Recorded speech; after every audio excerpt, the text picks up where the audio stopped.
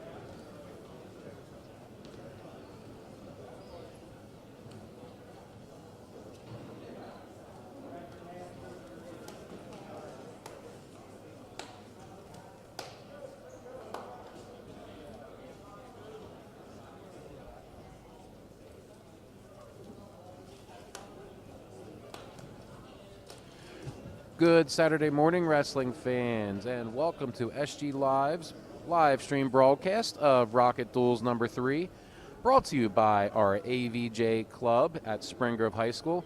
I'm Kevin Paulus, along with me, my broadcast partner, Dave Dietrich. Good morning, Dave. Good morning. Good morning, all the wrestling fans. Ready to watch some great Spring Grove wrestling this morning. All right, so today for the Rocket Duels, we have the Hershey Trojans visiting, along with the Garden Spot Spartans and the Northeastern Bobcats. Going to have a quad meet with your Spring Grove Rockets. Good morning, welcome to Spring Grove. If everyone would please rise and take your hat off for the national anthem.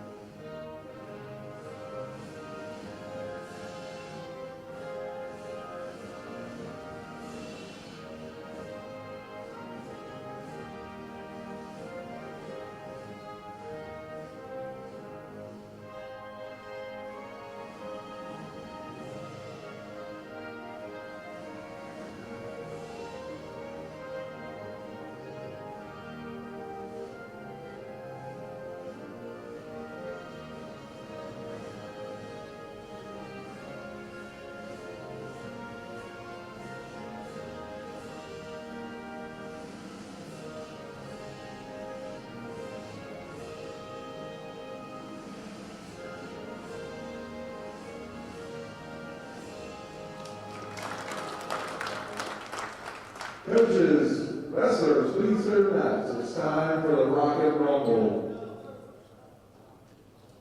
I like that name, Tony Miller, the Rocket Rumble. All right, so here's what's going to happen today. We're going to still be calling the matches on mat number 1, Spring Grove's mat. However, on mat 2, we will try to keep the viewers afloat as to who is wrestling. I'm going to try to keep you afloat on the match score and then also the team score. Going to do our best to keep you guys informed with that.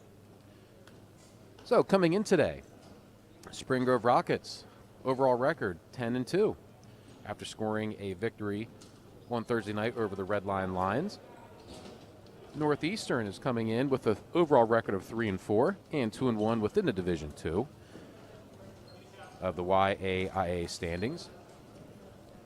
And Hershey, unfortunately, is coming in winless. They are forfeiting a lot of weights. And Garden Spot is coming in at 8-2.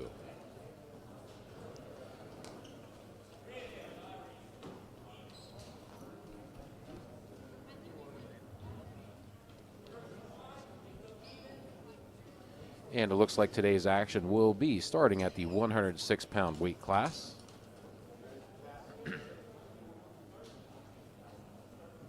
And on mat 2, it looks like we're going to have Garden Spot versus Hershey. And on mat 1 will be Spring Grove versus Northeastern.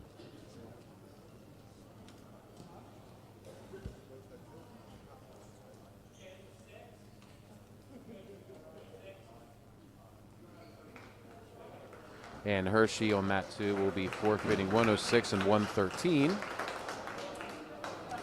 And on mat number 1, we are going to have Levi Snyder. And awaiting on his opponent.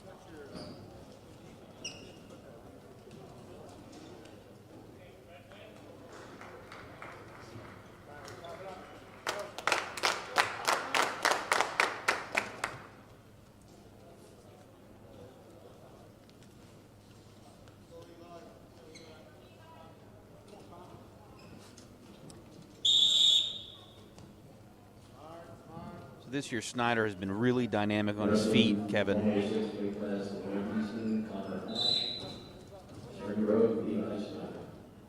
Right now, it looks like both wrestlers just trying to get a feel for the other guy's position. Snyder attempting a slide by on the left-hand side there. Just a little peek with that left-hand elbow, elevating it, trying to create an opening. Snyder really bringing the pressure, controlling the center of the mat. And on mat number 1, we have Levi Snyder versus Connor Hash from Northeastern. And it looks like on mat 2, we have Portelis versus Leon from Hershey. Nice straight double there from Snyder. Didn't stop his motion, finished right away, cut his opponent, going for another takedown here.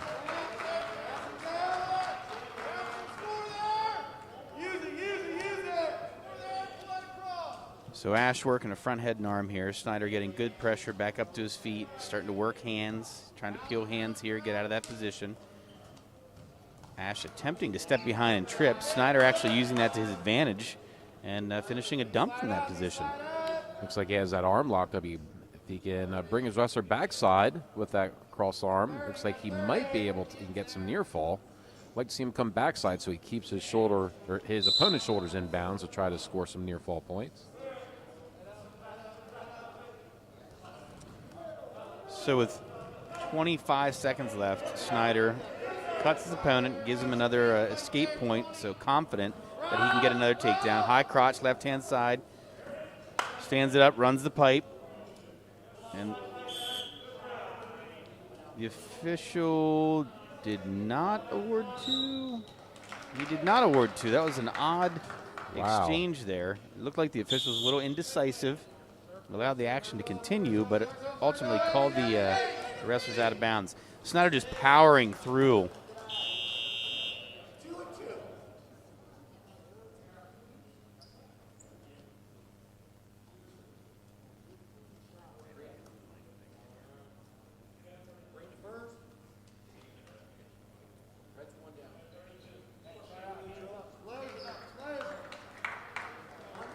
All right, going into the second period here.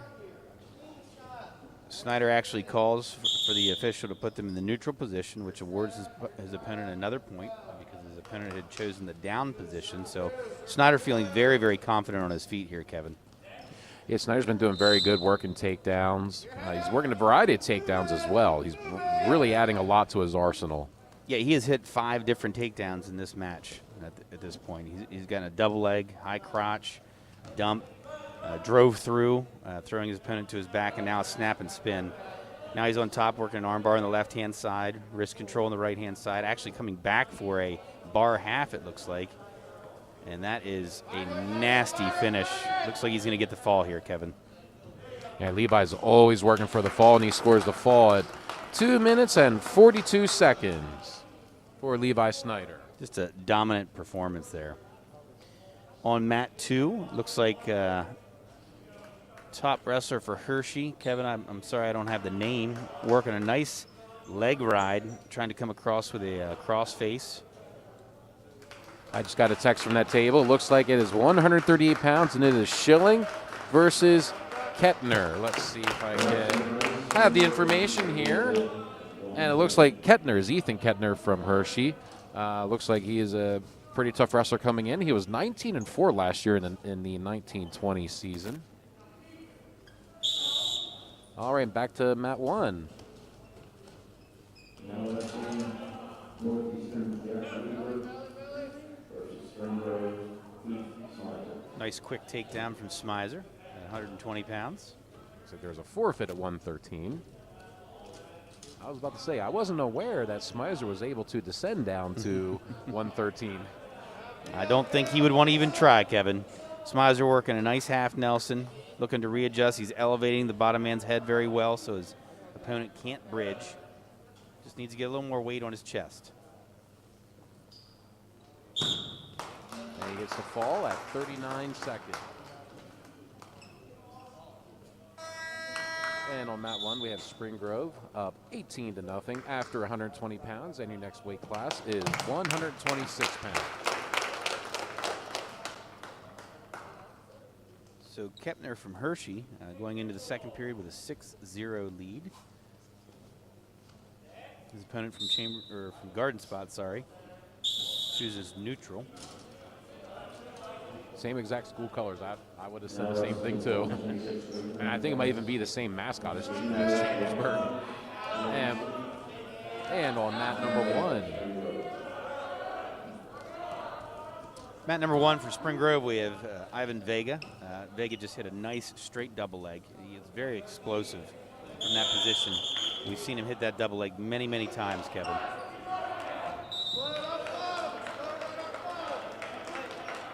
I just wonder, I didn't look into it, I wonder if Vega and his opponent wrestled last year, because Vega came to move to Spring Grove District after his sophomore campaign. He's a junior.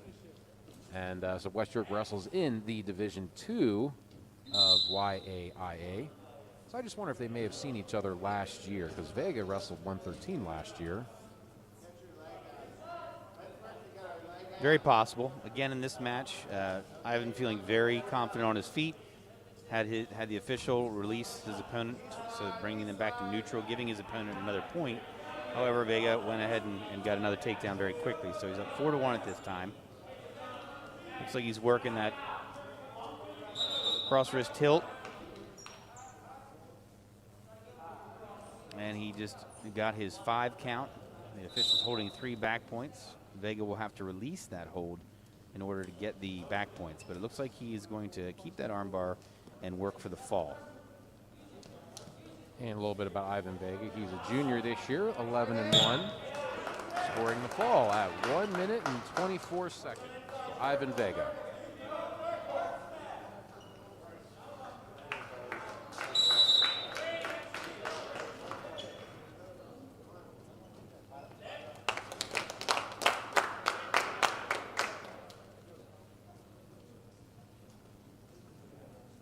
Looks like we have injury time on mat 2.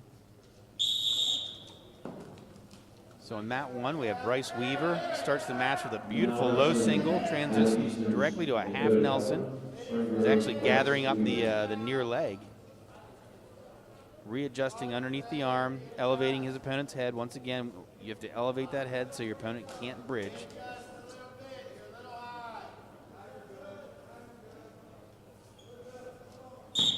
And he gets the fall.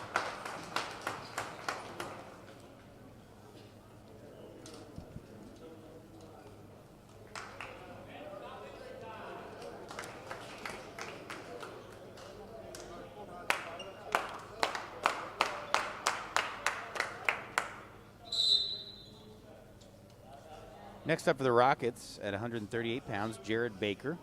Jared is a sophomore this year. Jared tends to take a lot of shots from the outside. He has a quick double leg. And there we go. Like how he continued motion. Would have liked to have seen him drive with his head there, but he was looking to put his opponent straight to his back. So. All right, so to bring you up to speed, wrestlers from Northeastern. At 126, it was Gabe Solpizo. 132 pounds, it was Nakota Keller. And now 138 pounds, it is Ryder Evans. So Baker working half Nelson on the right-hand side. He's got wrist control on the left. Getting pretty high. You can hear Coach Conover yelling to readjust. Basically what he means is to get shift his weight so he's back chest on chest, getting more pressure on your opponent's body. You know, working for a fall with the half Nelson, you want to be perpendicular, get as much weight on your opponent as possible. And next up we have Brady Baker. Brady and Jared are cousins.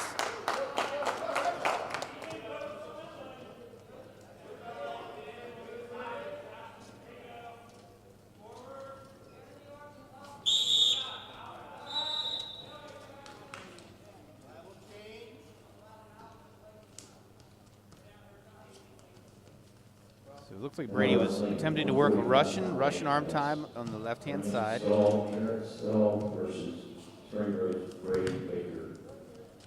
All right, 145-pound match. We have Garrett Staub from Northeastern versus Brady Baker at the 145-pound match.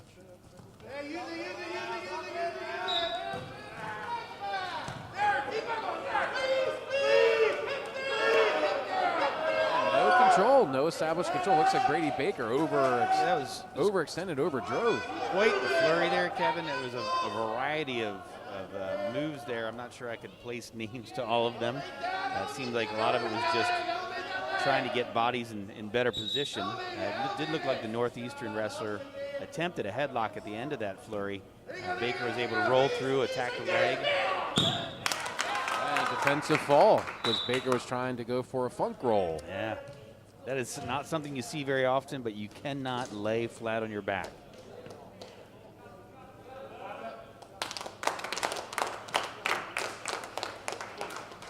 Nice little scramble in the beginning of the match.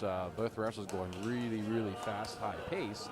But sometimes going high pace, you have to maintain control. Baker just didn't quite maintain it. And we're at the 152-pound bout on mat number 1. And it looks like on mat number 2, we're still at the 138-pound bout.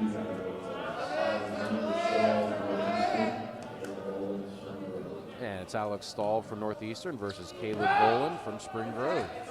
So Bolin hit a straight double there. Kind of got a little overextended, was able to power his hips through, came up, and as he's finishing, went right for that half.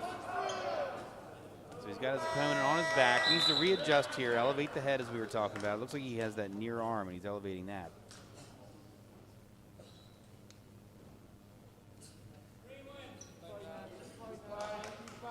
Yeah, it looks like on mat number 2. Get back to that was, it looks like Kettner from Hershey scoring a victory. It looks like it was decision 6-0. So Bolin's still in this near fall position. And the opponent's doing a good job pressuring into him. And Bolin really has to get his opponent's head up off the mat. And 145-pound. He's readjusting. He's now elevating, Kevin. And so we can see as he elevates the head, it drives his opponent's shoulders to the mat, and he gets the fall. So nice job on Bolin's part for readjusting there.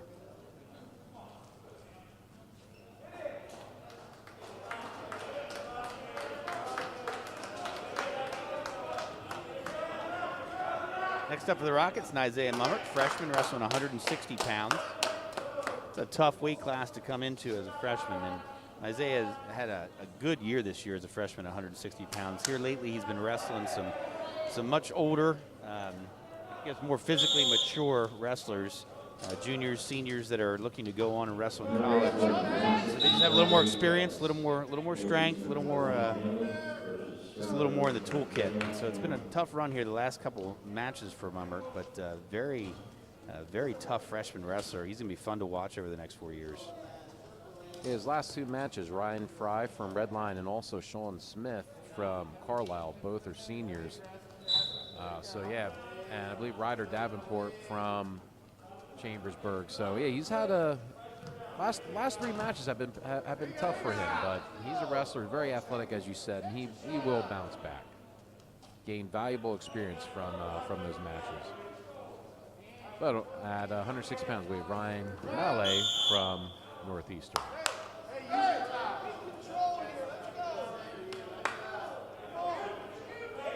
And mat 2, looks like we have Red Clay from Garden Spot versus Esses from Hershey.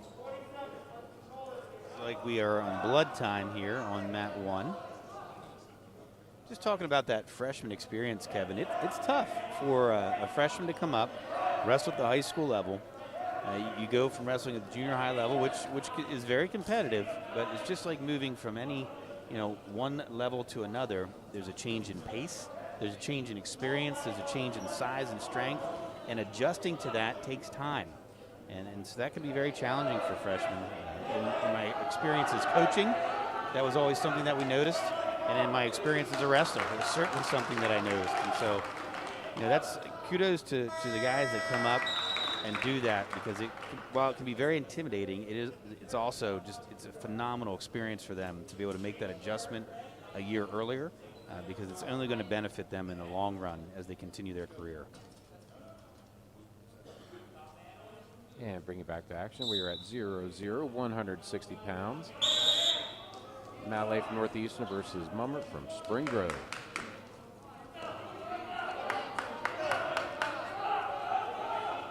And Mummert coming into this dual meet, 7-4 on the season. And Ryan Mallet is 4-3 on the 2021 campaign. So both guys just hand fighting here, trying to get their opponent out of position. I'm working an elbow tie on the left-hand side, circling toward the right leg.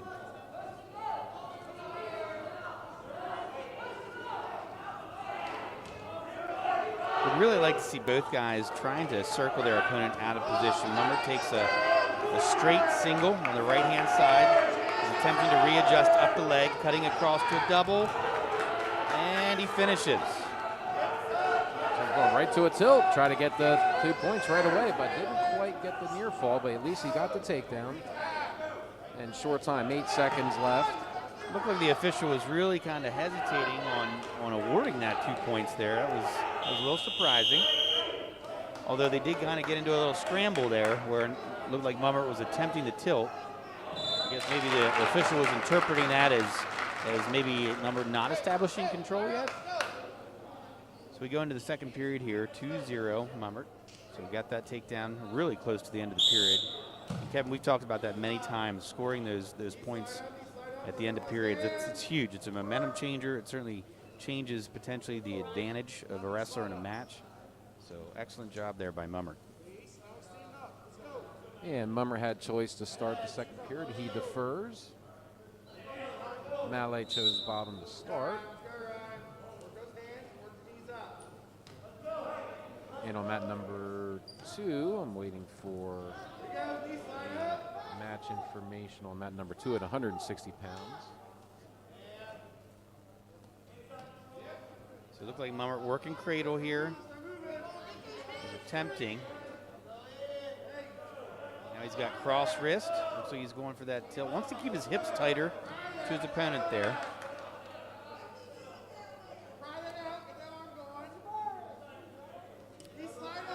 And on mat number 2, we have Martin versus Locklear. All right, Mummert's got bar on the left-hand side, bar hand control. Looking to run that around the head. I always tell the wrestlers, you try and, when you have that bar, put that guy's shoulder in his ear. If you can do that, take it over nice and slow. Generally, when you get him over, you can get that fall. Opponent doing a good job turning his hips in. Defending the bar. Using mat awareness to circle his opponent in to try to get he has the bar lock up. He didn't want to lose that. He did a lot of work to get to that bar.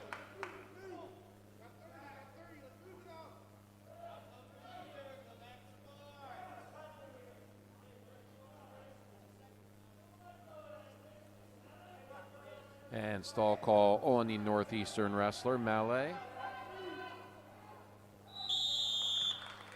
Yeah, stall call is awarded to the wrestler on top when the opponent on the bottom is laying on his stomach and not working to get out, keeping your head on the mat. And as a top wrestler, you're allowed to keep maintaining control. It's only if the stall call is on the wrestler on top that the action is stopped and restarted. And speaking of restarting, 5 seconds left in the second period. His opponent attempted a Granby roll there, Kevin. Not a move that you see very often anymore. Was almost successful with it. Mummer did a nice job following. So he actually prevented his opponent from getting that escape point. He goes down now, so he's up 2-0 going into the third period, and he's in the down position. So in the wrestling world, that would be to your advantage, really. The expectation is that Mummer's going to get out here and get either a 1 escape or a 2 reversal. That's the game plan from the coaches and the wrestler at this point. Mummer doing a nice job, little baby up. His opponent trips him back to the mat. He's pressuring forward. So Mummer's going to build his base back up here.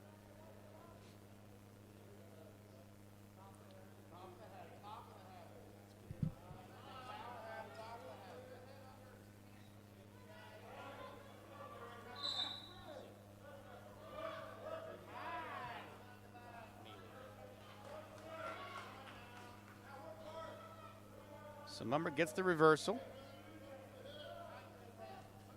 And 172 pounds on mat number 2. Looks like we have Weaver versus Bird.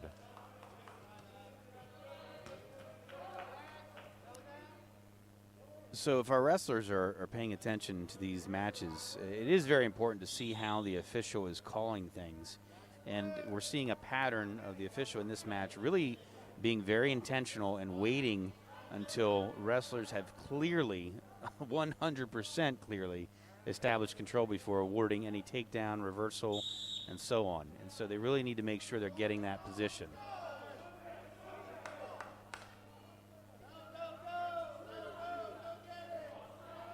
It looks like Mummer has another bar locked up.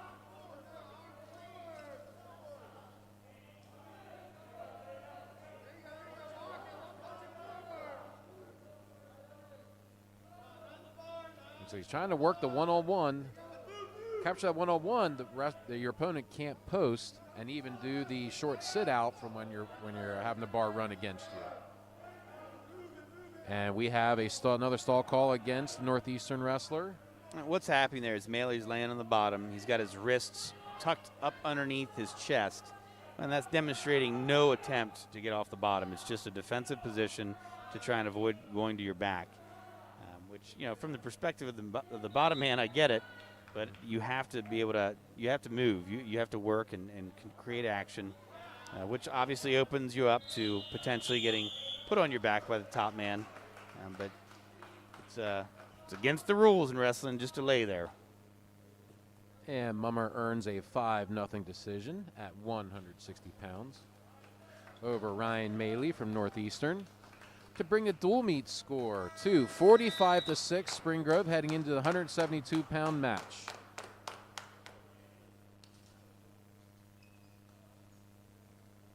So Tommy Dressler for the Rockets at 172 pounds.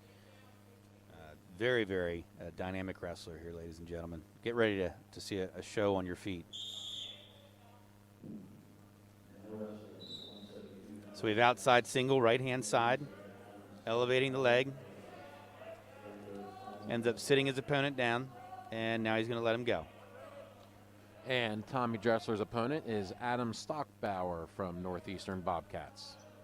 So that's ankle pick, left-hand side. He had collar tie on right-hand side, attacked the ankle on the left-hand side, brought his opponent's head to his foot, really, and ended up taking him down. And Dressler attempted to cut the wrestler, attempted to release Stockbauer, but Stockbauer got right in on Tommy's leg, so the one neutral was not awarded. Oh, Dressler going Brazilian Jiu-Jitsu style there on the takedown. That's a move that's really just developed here the last couple years. I was going to call that a kerfluffle because I had no idea what it was. We're going to have to look up the name on that one, Kevin, because I'm pretty certain it's not a kerfluffle. That was a nice little arm drag to a single on the left-hand side there from Dressler. Now he's going legs, power half. He's still got a minute left. He's up 8-3 at this point.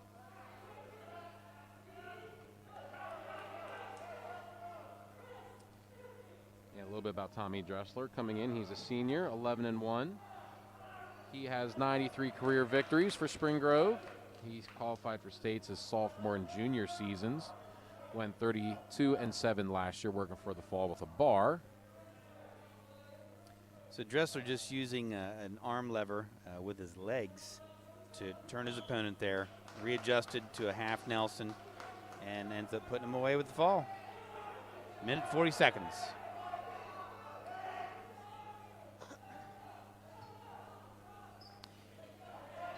Kevin, we've said this before. Tommy this year is the only senior in the varsity lineup, and I know in talking to Coach Tyke Conover, Coach Conover, obviously very excited to have a season for all the wrestlers, but certainly he was very concerned that Dressler would not have an opportunity to have a senior season this year, as he is a very dynamic wrestler and has the opportunity to do very, very well in the postseason. And so very excited, obviously, again, for all the wrestlers, but certainly happy that Tommy's going to have that opportunity. And looks like T. Conover hit a cement mixer over Aiden Garcia from Northeastern. And T. Conover fall, 21 seconds.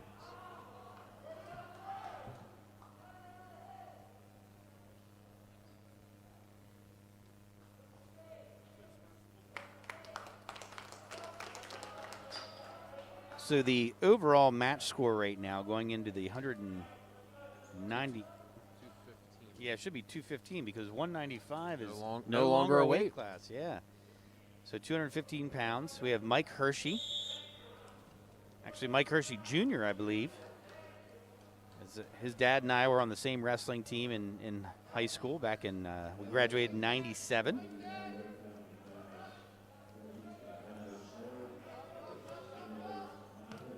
So Mike doing a nice job with his takedown there. He's working that far arm. Looks like he was going to work cradle there. We go back to neutral. So a little shrug by Mike's using, which is a good move for big guys. It allows you to pass your opponent's weight past you rather than getting trapped underneath. It looks like Mike's going to work for this cradle on the left-hand side. He's driving over his opponent's hip. Now he wants to readjust, put head in the temple, knee in the side. His opponent, Tyler Smurge, that's who it is from Northeastern, in case we missed it. Yeah, Mike using his length to his advantage. He's 6'2", so when you're 6'2", you have the arms to certainly hit cradles, and that very well could be his bread and butter. And Mike's another one of our freshman wrestlers, Kevin, and so he's got a lot of time on the high school team here, and you're seeing the size he has as a freshman at 6'2", wrestling 215 pounds. I would imagine by the time he finishes here, he's going to be a good size heavyweight. He's a big athletic kid, and at heavyweight, that can be a huge advantage. And he went for a crossbody tilt. He lost the tilt, so Smurge was able to get a reversal to make the match score 7-3 in favor of Mike Hershey. Yeah, Smurge is weighing in at 189 pounds, and he has moved up to 215 for this dual meet. And Mike Hershey, he's weighing a solid 210 pounds. So Smurge is giving up some size to Hershey, both in the weight and the height department. And Hershey able to baby up. I like to see him separate his hips and keep moving. And he's able to get the turn for the escape, 8-3 with 2 seconds left. And again, another point scored at the end of the period. So good heads up wrestling there, and got that escape at the end of the period. And to bring up the speed on mat 2, it looks like Hurst versus Bingman at 189 pounds. And Mike Hershey chooses bottom. 8-3 to start the second period. And it looks like Mike Hershey did another baby up stand-up, and Smurge drops down to a single to help try to maintain control. Now, Hershey has those long legs. He can really use his body, and he did that to extend his opponent to score the 2-point reversal. He did a nice job pressuring down with his hips there, making his opponent carry his weight. That puts a lot of pressure on your shoulders, really forcing you to let go of that leg.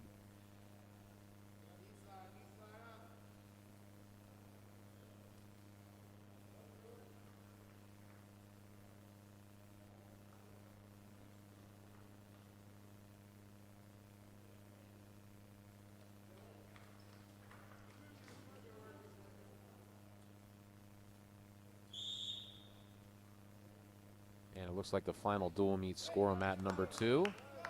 Garden spot 60 to 15 over Hershey. Concluding the action on mat number 2. And we're back to mat number 1. Mike Hershey on top. 10-3 after scoring a reversal. Looks like he's going cross face cradle. He's and going again, back to that cradle. There's long arms, Kevin. He's getting good pressure there. He's locking up toward his opponent's head, which is very important here. He's doing a nice job this time putting his head in his temple. I would like to actually see him get his forehead in his opponent's temple. That creates a little more pressure, pushes your opponent's shoulder off of your own shoulders, allowing you to pin him to the mat. and he's still keeping the cross face, and he just rolls him. Oh, there we go. Yep, he actually gathered up that far arm there and ran around the head there. Did a nice job of forcing his opponent's shoulders to the mat there. And Hershey with the fall at 318 of the 215-pound match.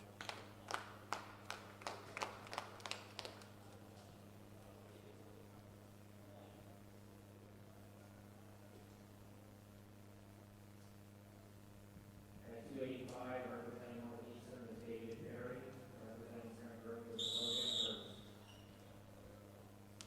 All right, and we have David Perry, heavyweight from Northeastern, going against Logan Herbst from Spring Grove. So Herbst coming out to that Russian arm tie on the right-hand side. Again, I would like to see head position.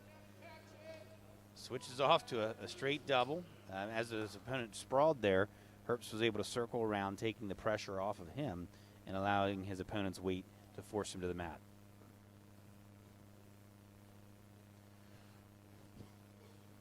And Logan, a junior, normally wrestling 215 pounds, but has moved up to heavyweight for this match, and he's coming in with a 9-2 record. And it looks like on mat 2, Kevin, we're having an exhibition match.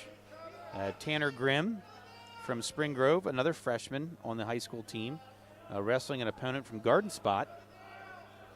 So great to see our JV wrestlers getting an opportunity to get matches in.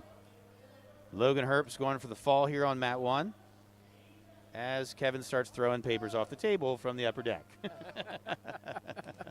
Herbst doing a nice job elevating the head there. Again, driving his opponent's head or shoulders down to the mat.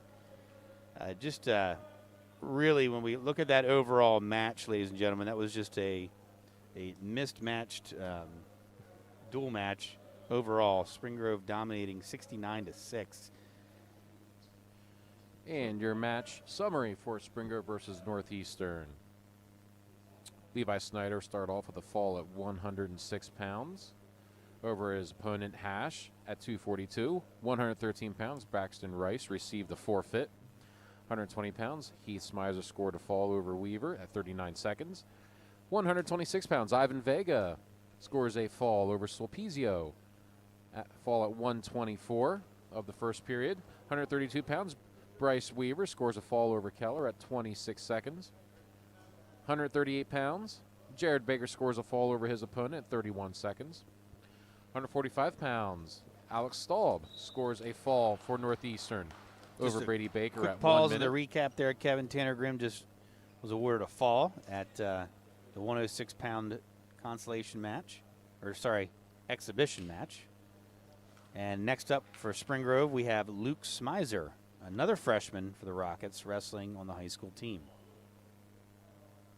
And back to your match summary for Spring Grove versus Northeastern. Caleb Boland scored a fall at 1 minute and 18 seconds at 152 pounds. 160 pounds, Nizy Mummert scores a 5-0 decision over Maley. 172 pounds, Tommy Dressler scores a fall at 1 minute and 40 seconds over Stockbauer. 189 pounds, T. Conover pins his opponent Garcia via a cement mixer at 21 seconds of the first period. 215 pounds, Mike Hershey scores a fall over Smurge at 3 minutes and 18 seconds, and Logan Herbst finished out at 285 with the fall over his opponent, David Perry, to make the final match score 69-6.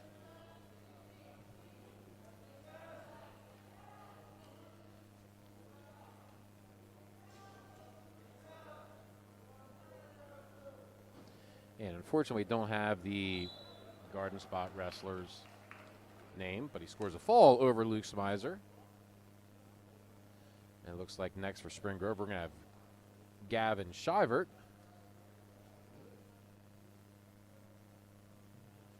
In another exhibition match.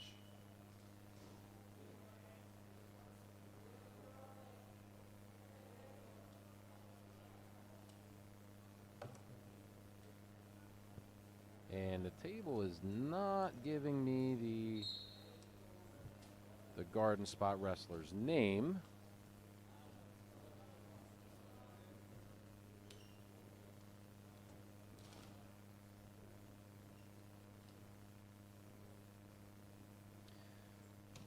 So Thursday night, Kevin, Shivert actually got two exhibition matches when we were wrestling Redline. That was great to see. Love to see guys coming out for the wrestling team, no matter what program you're in. Love to see people involved in the wrestling community.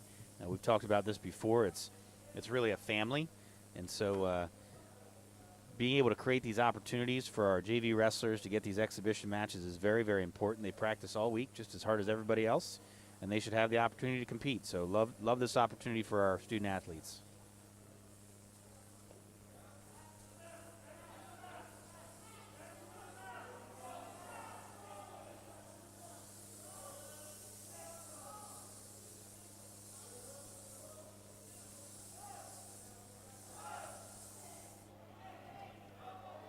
So Garden Spot has a high single here on the left-hand side. Shivert doing a nice job driving his opponent's head down. Wants to continue to get pressure on his head.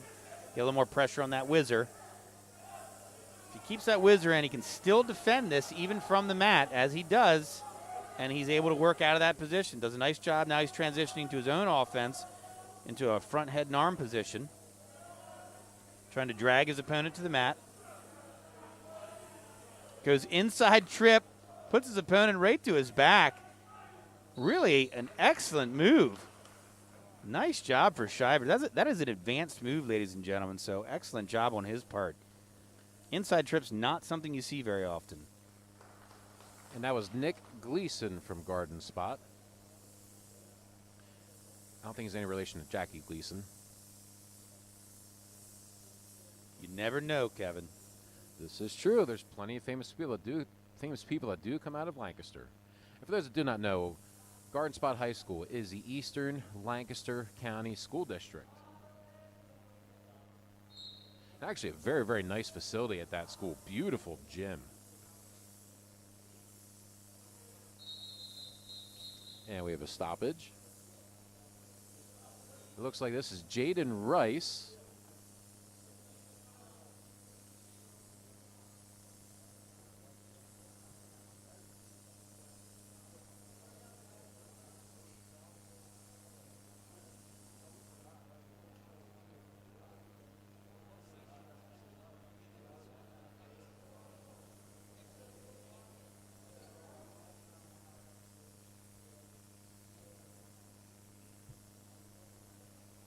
So on mat 2 for exhibition, we have Jaden Rice versus Dan Vargas.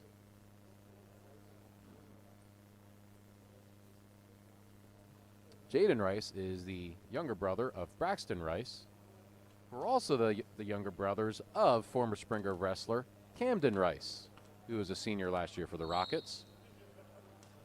Camden, if you're listening, hi Rice-A-Roni.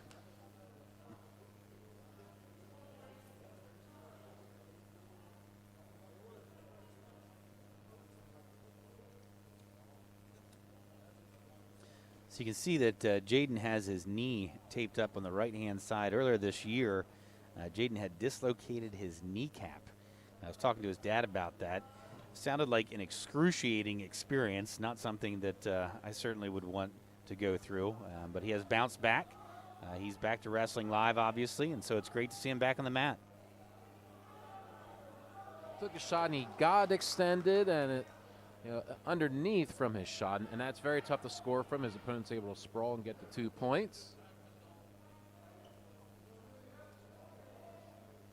And it looks like his opponent, Dan Vargas, is trying to work cross-face cradle, but isn't quite able to get it.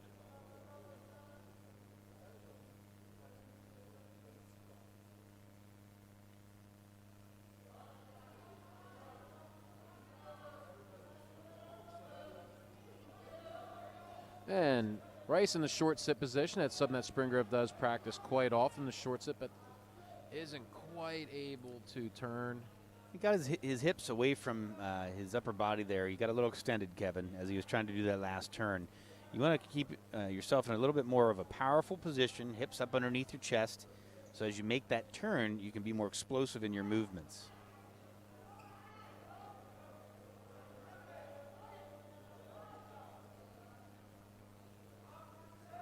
Can't quite see what Vargas was trying to work.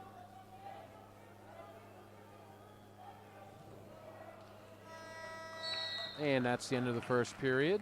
Dan Vargas on top of Jaden Rice, 2-0.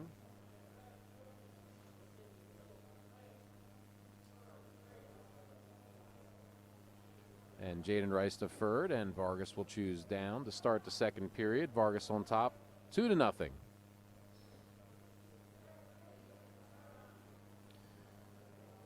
So, Kevin, we've spoken about this before.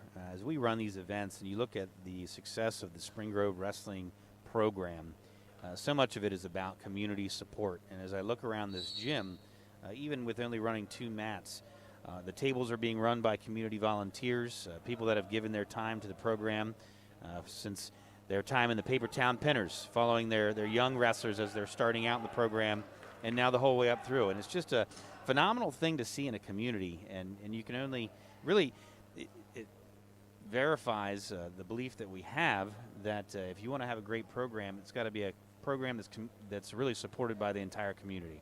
And I think that's true with any sport, and I think that's true in any community. And so we definitely see it here in Spring Grove. And Vargas able to work the half and gets the fall at 2 minutes, 37 seconds of the match.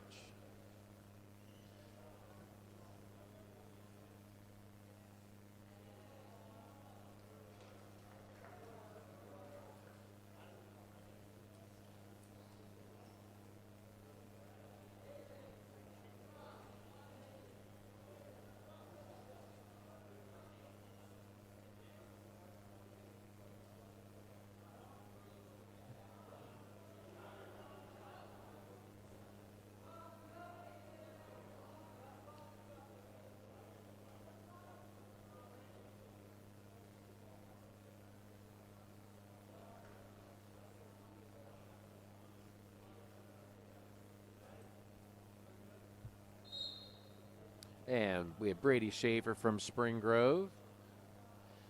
And I heard the coach call AJ, so I'm going to make an educated guess that this is maybe Albert Vega.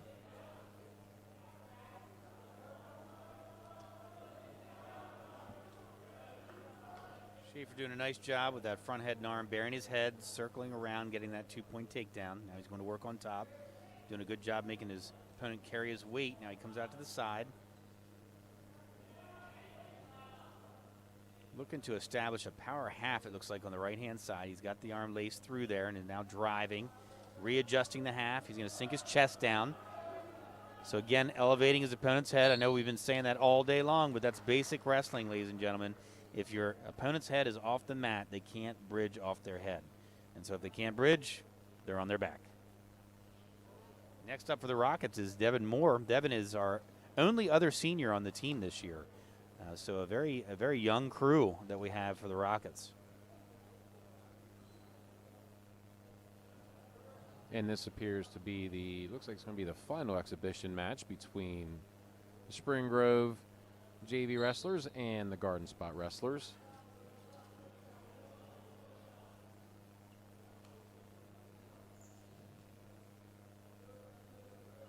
Yeah, Devin started his wrestling career very, very late. He actually started out his sophomore year. Very, very tough. This is a sport that is not easy to get into when you just started in high school. So kudos to Devin Moore for giving this sport a shot. Wrestling is not an easy sport. Lots of technique, lots of moves, and got to hand it to him. In fact, got to hand it to any wrestler that's going to come out and try wrestling in their high school career, starting right out as a sophomore. Oh, he's got.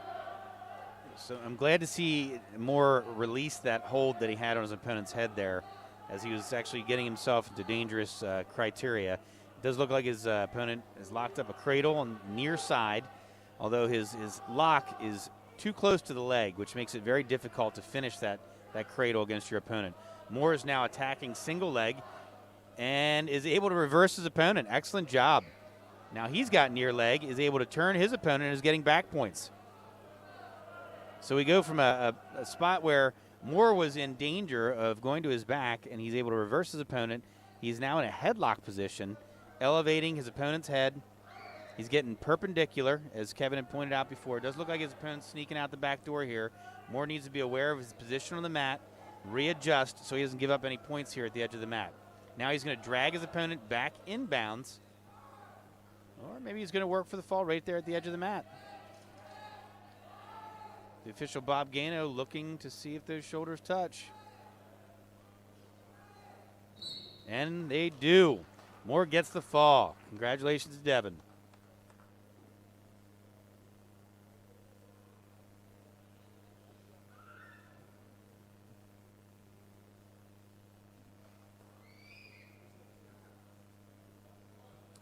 And that looks like that will conclude our exhibition matches on mat number 2.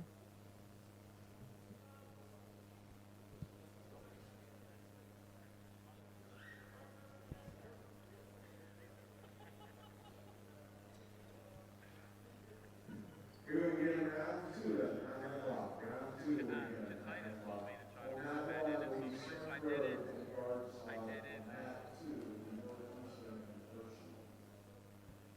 All right, we're going to begin round number 2 at 9 o'clock.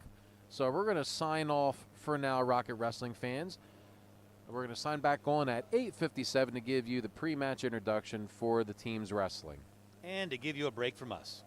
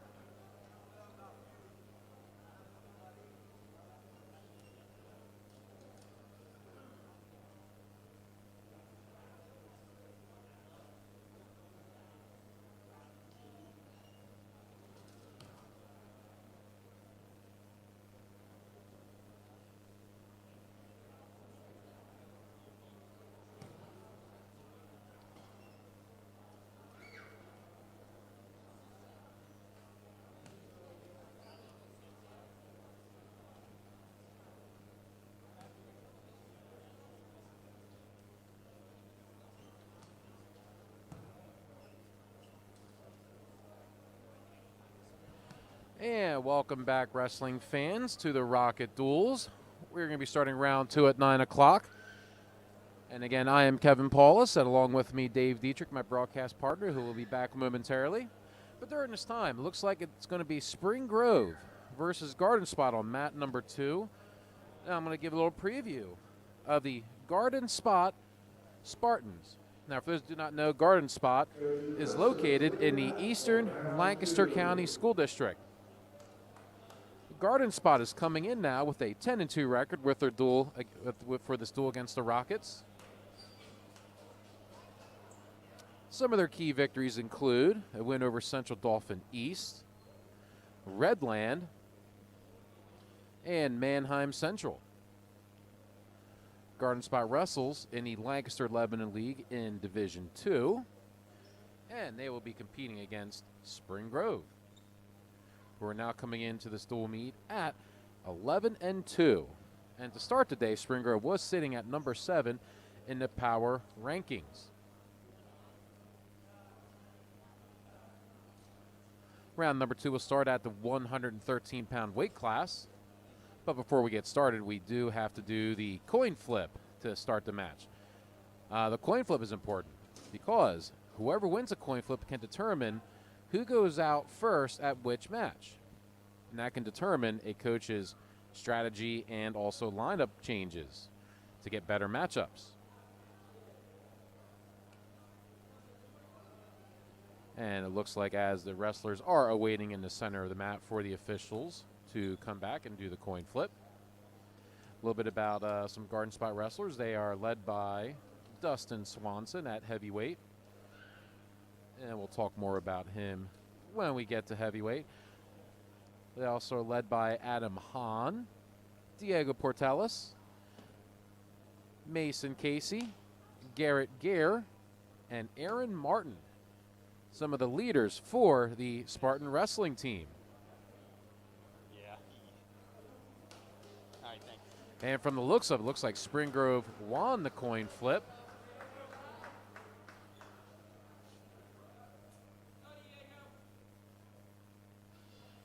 And to get us started at 113 pounds, we are going to have Diego Portelis from Garden Spot versus Braxton Rice. So Rice had a forfeit in the last match, so this will be his first match of the day. Works a little shrug on the left-hand side. Portelis really doing a lot of reaching here, extending his body. And Portelis is coming in with and it looks like a 9-1 record now. Nice little outside single, low on the leg. Rice has a whizzer, actually comes across to the front, hitting a front switch.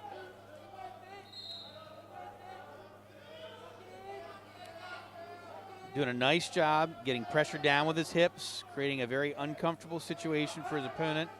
Opponent doing a nice job digging his hips in and trying to elevate Rice, bringing his body up off the mat.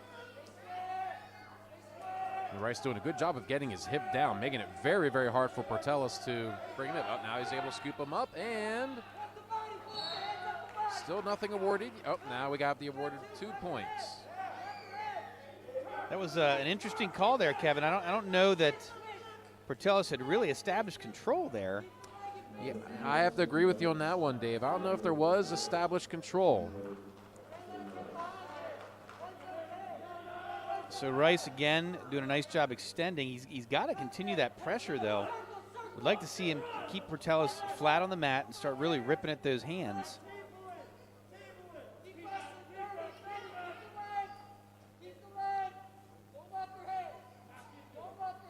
Gotta be careful of potentially dangerous position here. It looks like he's back in good position with the knees. Rice continuing to work around. If he steps over this ankle here. So he might be trying to lock up a cradle. And he does.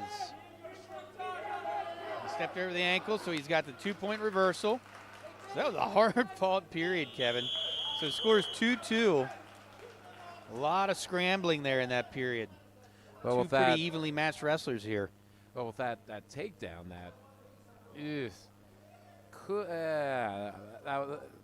We'll just leave it at that. But then getting reversal essentially makes it 0-0. At least now it's evened out.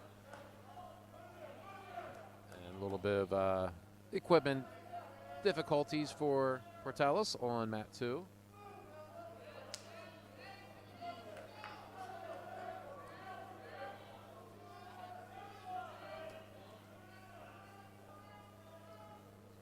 All right, Portales will start down in referee's position to start period number 2. So Rice immediately goes to a deep, tight waist. Pressuring forward. Looks like he's trying to work that cross wrist. Yeah, and looking at Garden Spot's lineup, looks like they're pretty tough in the lightweights. So this is normally a weight where it looks like that Garden Spot tries to get some bonus points, but he's got his hands full with Braxton. He's a scrapper. Rice did a nice job of locking that cross wrist tilt very tightly. Got the 2 count, but now he's got his hips down. Stays under control, doesn't panic, and is able to work his hips out of that position. Very important in that position to not panic when you start to feel like you're getting into a poor position. Rice did a nice job there keeping his head. Again, working that tight waist. Can be a devastating move on top. Really just kind of sucks the life out of your opponent as it makes it difficult to breathe. He's got that cross wrist tilt locked up again. He's looking at rolling toward the center of the mat to keep his opponent in bounds.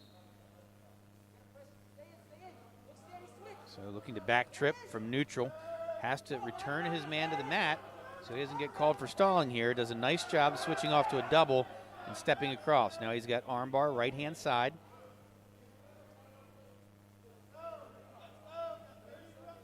So still working that tight waist.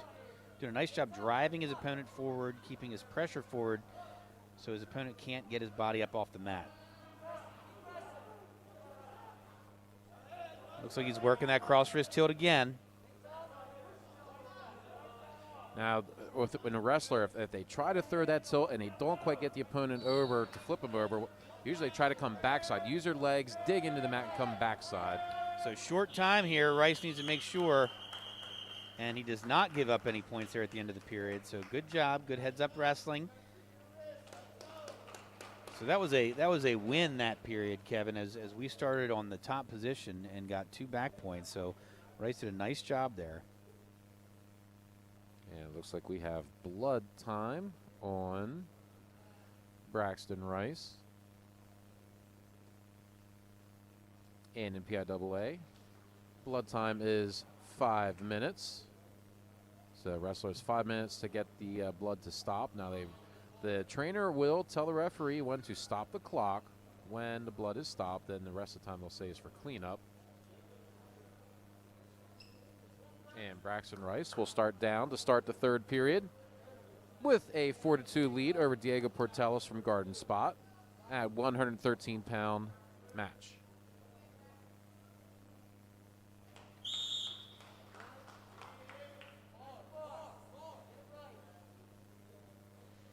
So Rice's opponent worked Portales, working that arm chop tight waist. Now he looked like he was going to transition to a cradle. Now he's going to a snowplow from the top on the left-hand side. That's what that move's called there. Transitions from that snowplow into an arm bar. Rice sits out, turns in, is able to face his opponent, but had his arm trapped. That was a dangerous spot to be.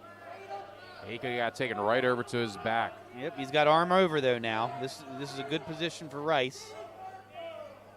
Looks like he's attempting to go Merkle. Portales does a good job staying tight to his hips, switches off to a double, and is able to finish, to maintain control on top. Yeah, I'd have liked to see Braxton get out underneath Diego Portales, because it looks like Diego, he has quite the arsenal from the top position to try to turn or pin his opponent.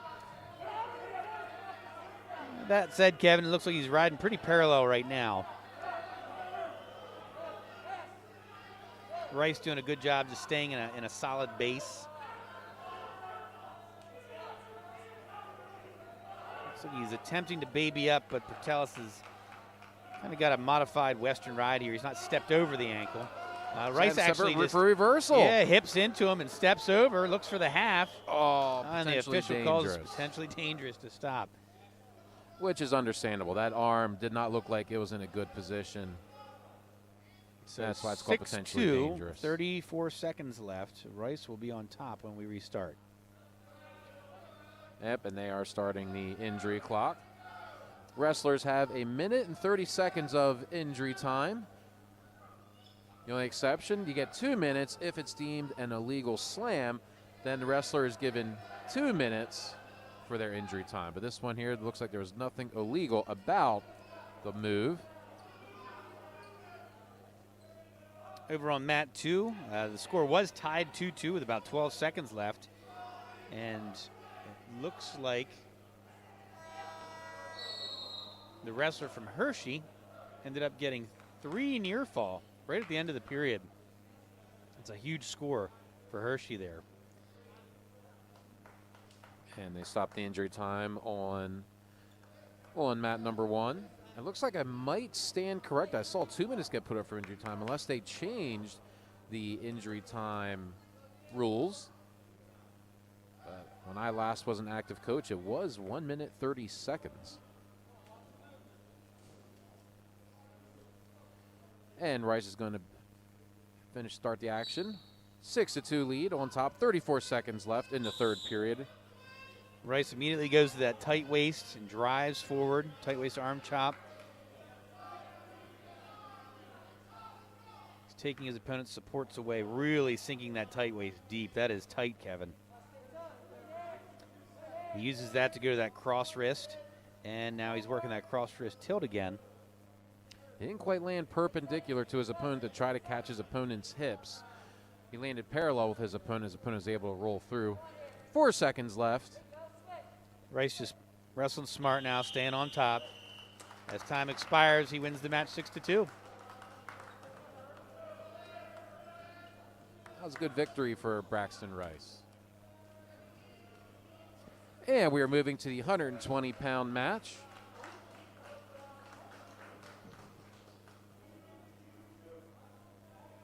So next up for the Rockets will be Heath Smizer.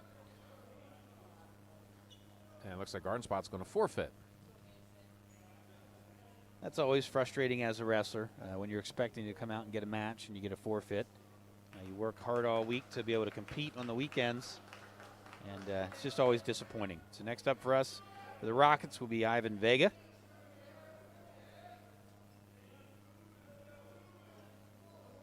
And we'll get the name for the Garden Spot wrestler here in a second.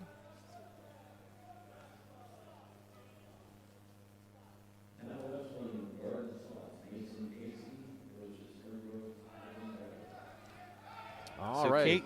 Casey working fireman's carry on the left-hand side there. Gets a quick 2-point takedown. And this looks like it's going to be a tough match for Ivan Vega. Mason Casey is coming in at a 12-0 record, probably now 13-0 after the win over Hershey. Vega just got one escape and immediately shot into a quick double leg to get a takedown, and so is now on top 3-2. In the 1920 campaign, Mason Casey went 33-9. Vega went cross wrist tilt there. Actually reinforced the bar, it looks like. Tilted backside, kind of an unorthodox way to take that over, but the official's holding 2 back points, which is huge. As soon as Vega releases that bar, he'll be awarded the back. And last week, Ivan Vega had a big signature victory over Mensler from Chambersburg. Mensler took 5th last year in the district at 106 pounds. So Vega wrestling very well. Defeated a tough opponent last weekend. This opponent looks like he's going to be a tough opponent as well. Nice mat return. So Vega up 5-2, 35 seconds left. He's going to go back to, looks like working that cross wrist. He may reinforce the bar. It seems like Vega likes to get that bar and use the reinforced bar as he goes for that tilt rather than just the simple cross wrist tilt. Vega doing a good job driving forward, short time. Wants to keep his opponent down here for these last 10 seconds and not give up an escape point. He's got that bar locked up. His opponent sits into him, gets a 2-point reversal right at the end of the period. That's exactly what we didn't want to do there. So the period ends 5-4 instead of 5-2. So that's a big score for Casey of Garden Spot. It looks like Spring Grove didn't like the call for reversal. Looks like they only wanted a 1 escape, but 2 reversal was awarded. Casey's going to choose bottom to start the second period.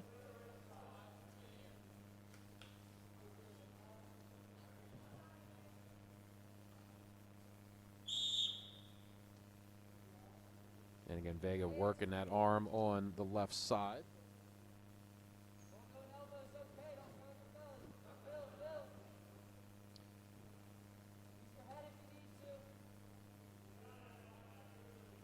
Casey really getting his head close to his knee there. If Vega was a cradle guy, that would have been an ideal position, ideal time to hit that. Casey did a nice job of continuing his motion on the bottom there. Did not stop until he got out. Gets the escape. We're now tied 5-5. Casey in deep on a double leg. Vega looked like he was going to try and attack that rear leg for, or that leg for a funk roll, but just didn't quite get low enough on the leg. Casey able to finish, and he's now up 7-5 with a minute left.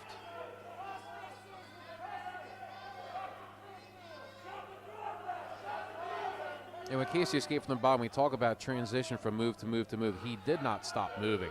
When you're on bottom and you try one escape, but then you stop, you're going to end up there. Most times, you got to put together multiple moves. He was able to do that and keep moving.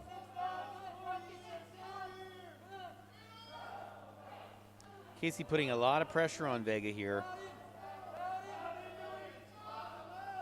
Attacking that arm. He's got the arm bar now on the left-hand side. 30 seconds left. Very important that Vega scores here at the end of the period. At minimum, he needs an escape. So Vega able to get back up to his feet. He's working out. Short time here. Casey hanging on the leg. He's in a good position to just burn some time off the clock here. Vega is not getting that 1 point. Right here, he needs to start kicking away. This should be a stall call, and the official does call it. So that's a big deal in a close match like this. Vega's going to go down for the third period, trailing 7-5 against Casey of Garden Spot. So Vega pushing back into a sit position. Casey working a deep, tight waist. Again, very difficult position to be in as a bottom guy. Vega attempting to peel that hand off of his stomach. Casey attempting to work that cross wrist, but Vega doing a good job fending that off. Looks like they both work the same top moves from the same side.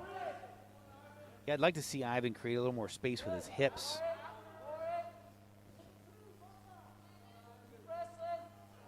All right, Vega able to pop his hips out. It wasn't awarded to 1. He's no one awarded yet. It's actually, 2-point reversal, Kevin. So that's going to create a challenge for Vega here with minute 12 left, tied 7-7.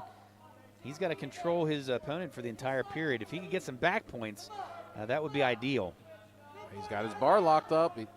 This is the position, though, where Casey turned into him the last time and got the reversal.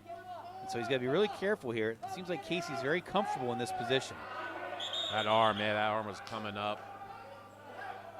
So 50 seconds left. Score is tied 7-7. Coach Conover questioning Vega, see whether or not he wants to let his opponent out, which he does. So that's going to give Casey a point. Casey now up 8-7. Vega needs a takedown to win it.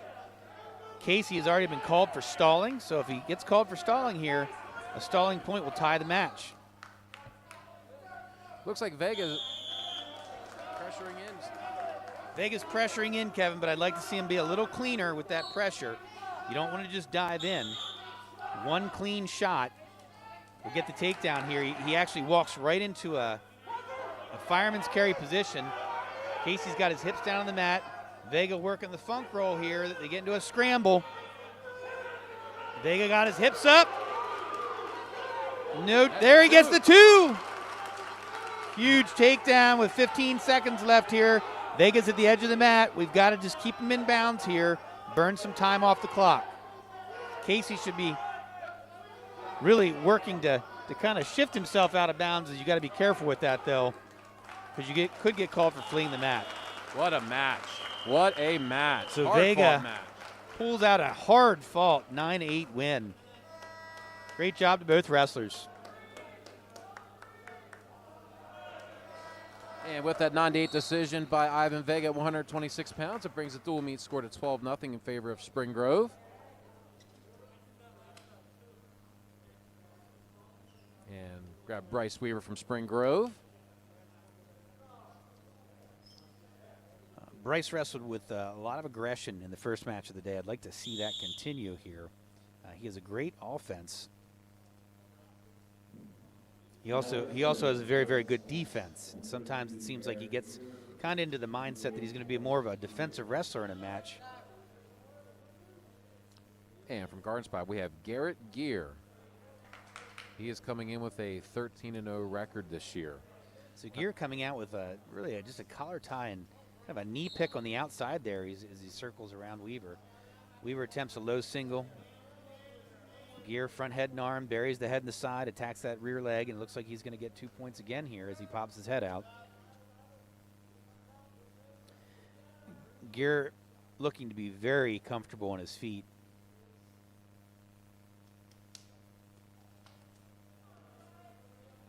As Weaver's creating motion, though, it does appear that he was able to get Gear out of position a little bit, and likewise, as Gear does another little high crotch here. Now he goes outside single on the left-hand side. Trips, far leg. So we are a minute 10 in, and Gear has 4 takedowns at this point, 4 different takedowns. Straight double leg, really didn't clear arms there, and so Weaver's able to stop him. Again, that's a testament to Weaver's defense. Gear attempts he goes arm drag and looks to duck on the far side there. Ends up doing a little bit of an outside single. He's got Weaver's far arm there. He's circling around the head. Tough spot to be in for Weaver here.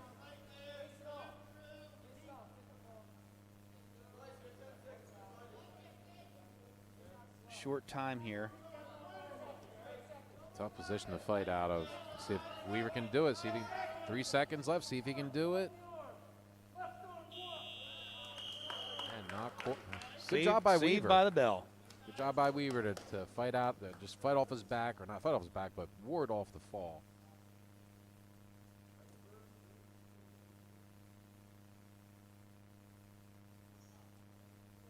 And start the second period. Gear will defer. Weaver chooses top to start the second period, down 13-4. I think it's a good call by Tycon. I mean, not much else you're going to put Weaver. You don't want to put him neutral the way he was just getting taken down by Gear. Gear, a lot of arsenal in his feet.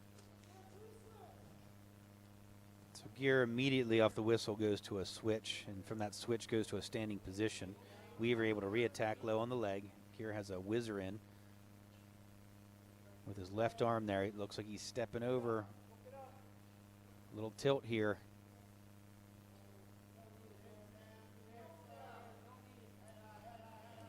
Weaver does a good job elevating. Gear transitions to a Merkle on the right side there, which allows him to get behind for the 2. And now he's throwing in a leg ride. Weaver doing a good job attacking that leg.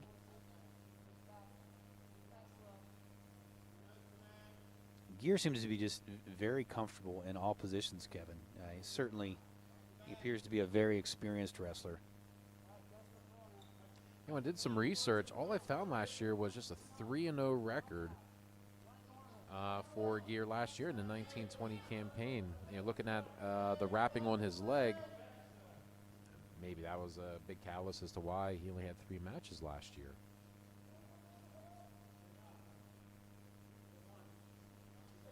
Well, Based on the way he's wrestling, Kevin, he's seen a lot of mat time over the years. You don't get comfortable in all those positions without putting in hundreds, if not thousands, of hours on the mat. Really, thousands. Yeah, you don't get that comfortable just by chance. That's through hard work and dedication. And score 18-5. 20 seconds left in the second period.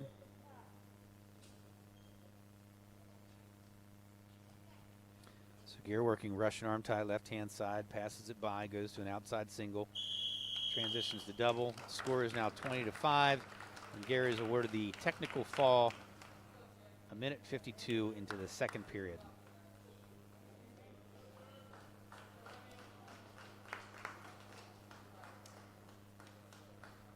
That takes us to our 138-pound match.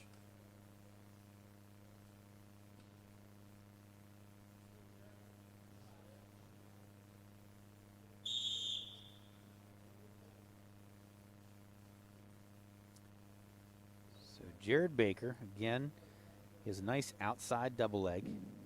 And I was saying, 138 pound class, starting slots, Jeremy Sheila, which is Jared Baker. So Sheeler doing a good job staying low and away, which makes it difficult for Baker to hit that outside double leg. And a little bit about Jeremy Schilling. Him and Garrett Gear weigh in at 132 pounds. So that's one of the moves that the guard spot coaches have. Schilling is coming into this dual meet with a 9-3 record, and he went 21-15 on the 1920 campaign.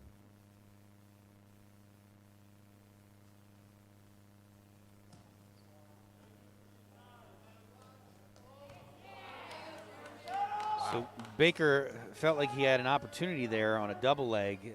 It looked like he was just baited into really that was a cement mixer, Kevin, as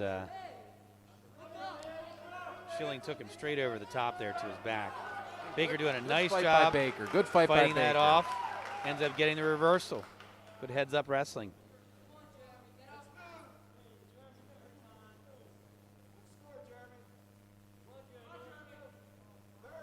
It looked like Baker was going to get stuck there, but he was able to fight.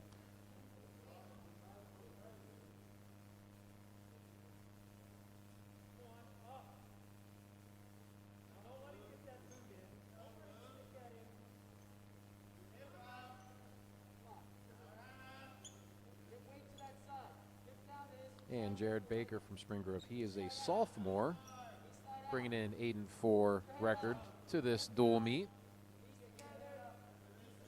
He was brought up last year as a freshman and went 8-5.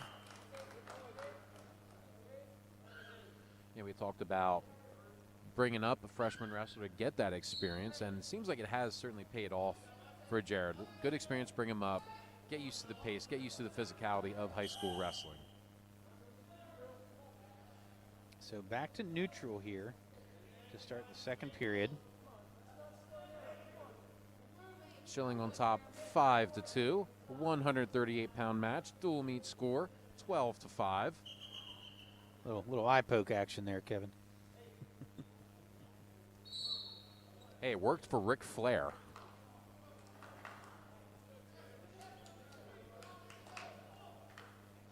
Certainly that's never really intentional. You know, as wrestlers are hand fighting, tapping the head, sometimes you just get an errant finger in the eyeball. Not fun for anybody. So Baker a little more tentative on that outside double here. Shoots that double leg from his knees, as both wrestlers were low on the mat. And looks like Schilling looking to do that little throw there. So dangerous from that double leg position, as he likes to take guys over the top. Baker did a nice job keeping his hips low and squared to the mat, so his opponent couldn't throw him. Yeah, when you go a double leg, if you're just going to bring him, just pick him up straight up, that is when the opponent there's defenses for that. If your opponent's just going to pick you straight up for that double leg, then Schilling has that defense, but Baker's able to finish, leading 5-4. Out of bounds, 45 seconds left.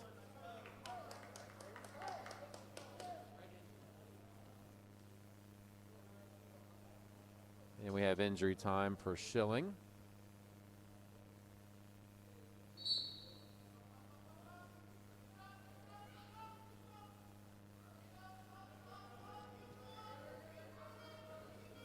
And on mat number 2, 172 pounds.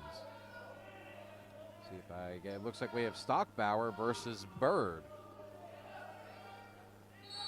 Can't quite see the dual meet score. I'm sorry, folks.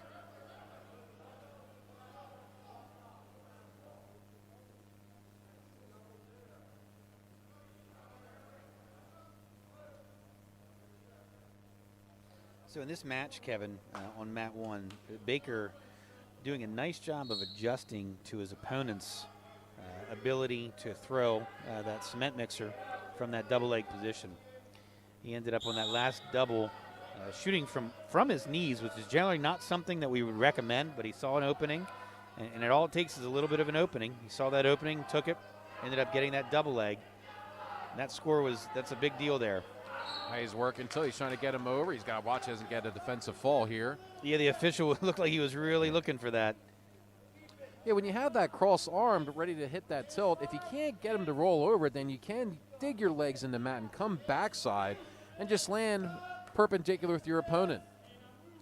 Schilling really a roller here, Kevin. He was just trying to do a wing roll, not something that you see it normally at these middle weights. That's normally an upper weight move as guys get a little too parallel. So it looks like he's the kind of guy that likes to roll. Actually, a little story about a wing roll. Levi Whitmer, back in the 2015 season, hit a wing roll against his opponent from Cumberland Valley, was able to pin him to make his way to the finals at districts and ultimately qualify for states. And then his consolation for making it to states, his first round match was against Luke Pletcher. That's not a fun match. Who I believe was coached by Coach Herbert. From Greater Latrobe. Greater Latrobe, yep.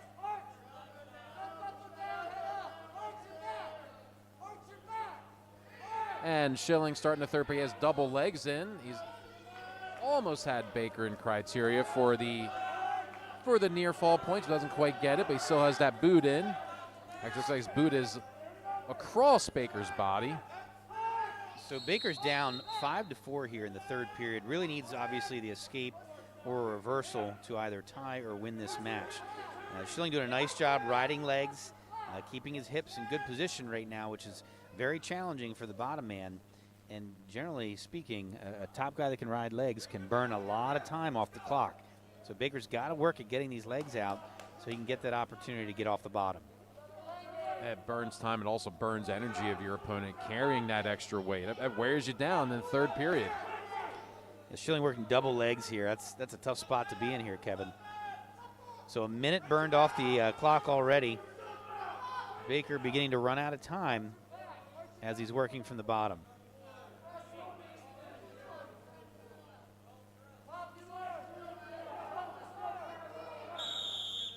Yeah, we get a stalemate. That's a gift for Baker. So that restart was huge. He's got to catch these legs coming in, though, Kevin. If those legs go back in again, he's going to be hard-pressed to get off the bottom. Now we have a caution on Schilling. A little bit of an early start, but he has 2 more to burn.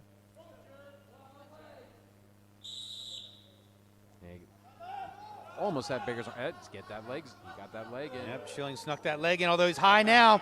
Baker's attacking the head. He's got to keep driving toward that head. Schilling got that double leg in, but Baker stacking him up for a defensive fall, and he gets a reversal.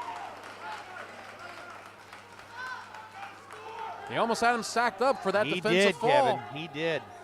I'd say another third of a second. He would have had it, but he was able to get the reversal for a 6-5 lead. So 6 Baker seconds up left. 6-5. It looks like he's going to pull away. He's got to keep his opponent Another wing roll on the bottom. So Baker started the match down 5-2 after the first period. Comes back and wins 6-5. Good heads-up wrestling. You never, never quit.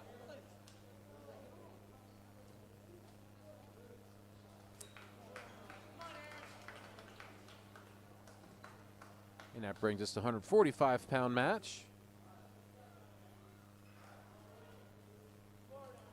And the Rockets send out Luke Smizer, a freshman, at 145 pounds. Now wrestling 145-pound weight class, Garden Sport slot Aaron Martin versus Spring Grove's Luke Smizer. Okay, and yes, we have freshman Luke Smizer coming out for a 145-pound match against Aaron Martin from Garden Spot. And Aaron is bringing in a 10-3 record with him to this dual meet.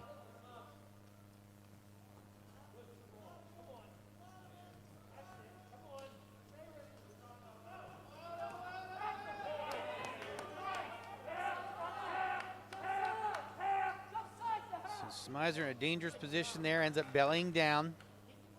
So no back points awarded.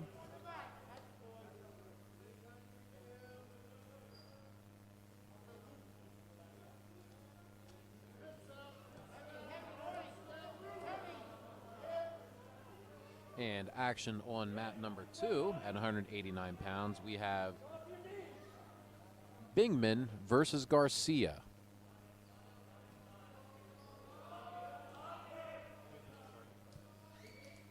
For Garden Spot, we have Aaron Martin. I don't know if I mentioned that earlier, but Aaron Martin's coming in with a 10-3 record in this dual meet season. I call it a dual meet season because, for the most part, there are no individual tournaments, so all the competitions wrestlers are, for the most part, getting are going to be dual meet tournaments, unless I've seen some tournaments be run as a 5-team round-robin individual, but for the most part, dual meet season. So Martin was riding parallel for quite some time there, and then finally comes out to the side, hits a cross-face cradle to put Smizer on his back. I'd like to see him get his lower knee in Smizer's side. To try to He push the lost hips the away. cradle there, Kevin, so he's readjusting now a short time. So ending the period 5-0, Martin over Smizer.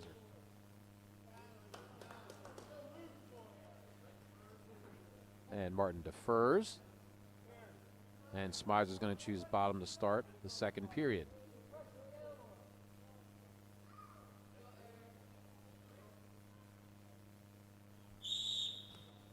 And nice stand-up, a clear arm. It was a nice stand-up, Kevin. Explosive movement, cleared arm. I would like to see our wrestlers get their hips away, get a little more pressure down and away from their opponent. As you create space with your hips, that's where you can start to sneak out and get that 1 point for the escape. When your hips are close to your opponent like that, it makes it easier for your opponent to return you to the mat.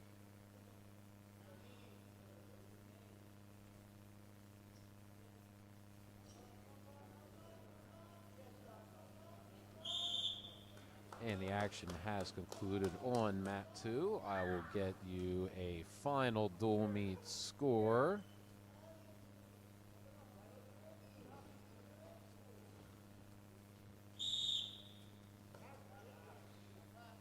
So Martin riding a very tight waist on the left-hand side there, driving Smizer to the mat, working that right arm. He's got an arm bar on the right side now. Wrist control gathered up on the left-hand side, steps over. Short. And Martin scores the fall at 2 minutes, 52 seconds. Yeah, it was a nice little turn. When you're on the bottom like that and the guy is trying to work that arm bar, it's very important to post your hand on the mat and attempt to straighten out your arm to get that arm bar out of that position.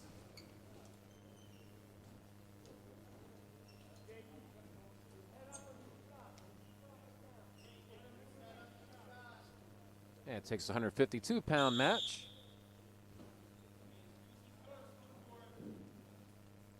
Now wrestling 152-pound weight class, Garden Spot, Spring Grove's. So Caleb Bolin starts with an outside single on the right-hand side, switches off to a double leg to finish.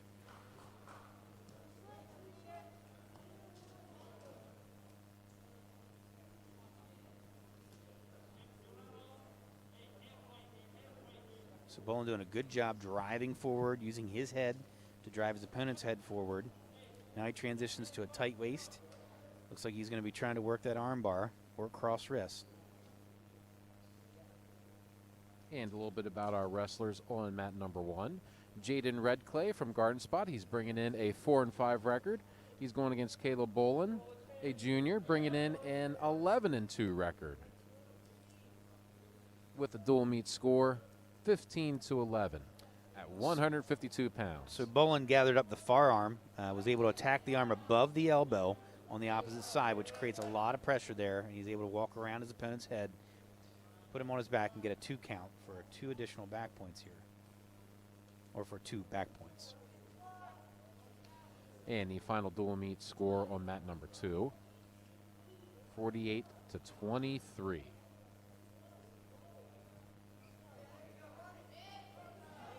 Bolin working a nice arm bar on the left-hand side, traps the arm on the right-hand side, so bringing out really readjusting to a double arm bar in this position. Very uncomfortable spot for the bottom man to be, as this puts a lot of pressure on your shoulders, neck in general. Bolin now readjusts to a half Nelson, really does a nice job elevating his opponent's head off the mat. Good fight by Red Clay to ward it off at the end of the first period. So Bolin's awarded 3 back points, so that is 3 additional back points. So he comes out of the first period up 7-0. And back to mat 2, I would have to believe that Northeastern won that dual meet because of how many forfeits they give up. How many forfeits, that Hershey gives up.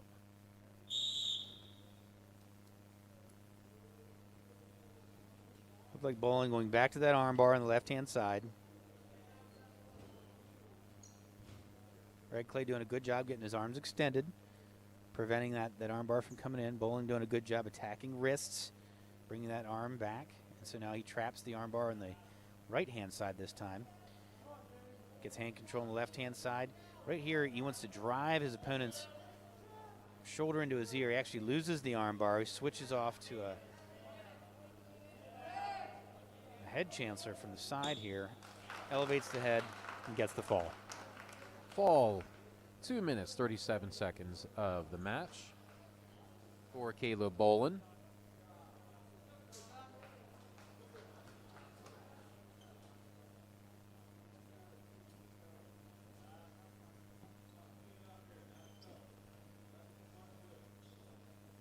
And that takes us to our 160-pound match.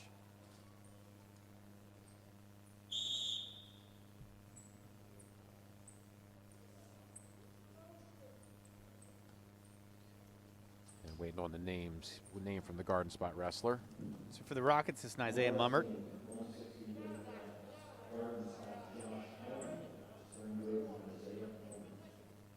So Mummert there had attempted a double leg, had not cleared the arms. So as he's shooting in there, Martin was able to stop him with that first line of defense, which is your hands. So Mummert going to look to clear those hands so he can get to those legs. Martin shoots a high crotch, we'll call it. Mummert able to stop him easily. Transitions to a front head and arm here, snapping his opponent to the mat. And now they're both neutral again. And now Martin with the front head and arm.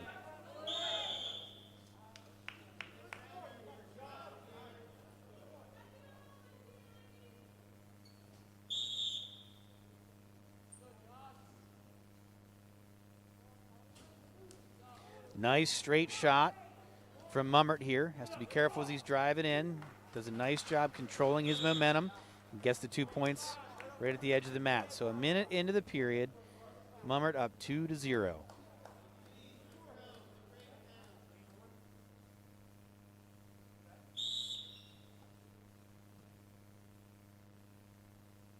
Mummert does a good job driving forward, stopping that first move for his opponent. Now he's got that cross wrist.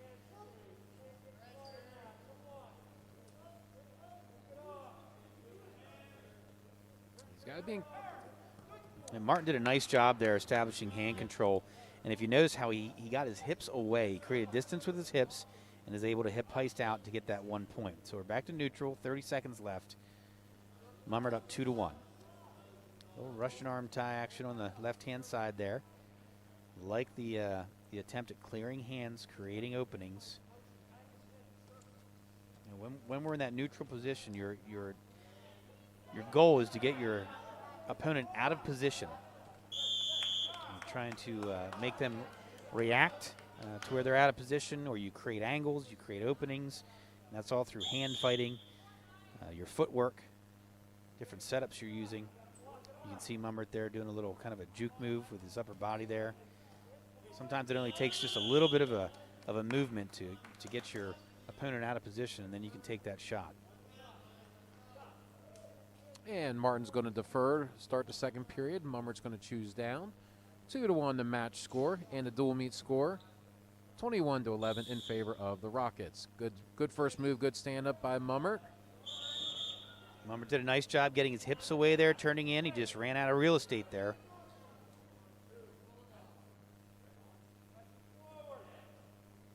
We got a caution on Mummert. He has 2 more of those in his. It's a burn. Once you get to 3 cautions, then it becomes a penalty point. And Mummert trying to scoot his hips away for a switch, but Martin's able to hold on to that left arm. So only 15 seconds burned off the clock here in the second period. So a lot of action for only 15 seconds.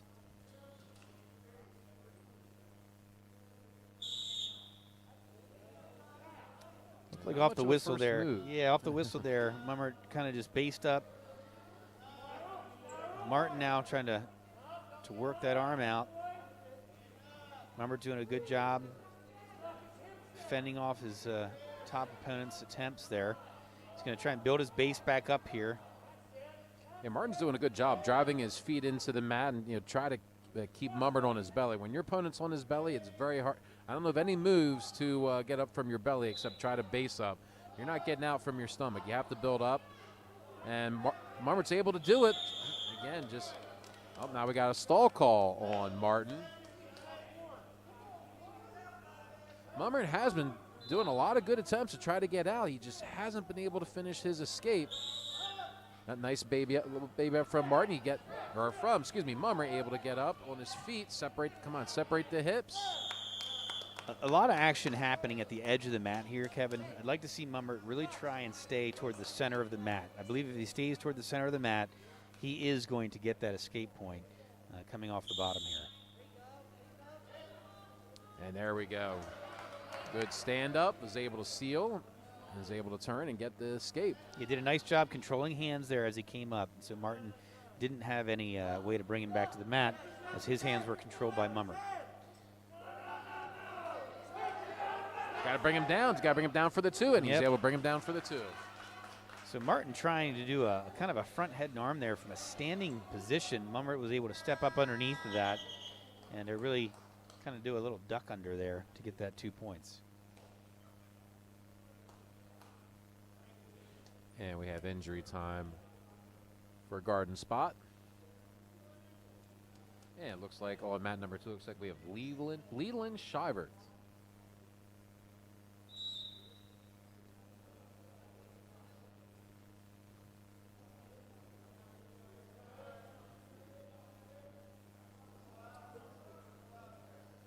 Ooh, front head chancer by Leland.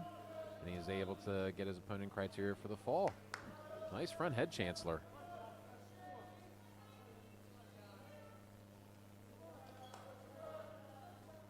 Leland's another freshman that came up this year for the Rocket wrestling team.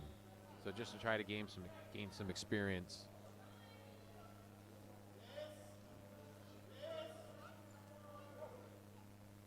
So Mummert up 5-1 with 20 seconds left. Looks like he's trying to work that cross wrist again.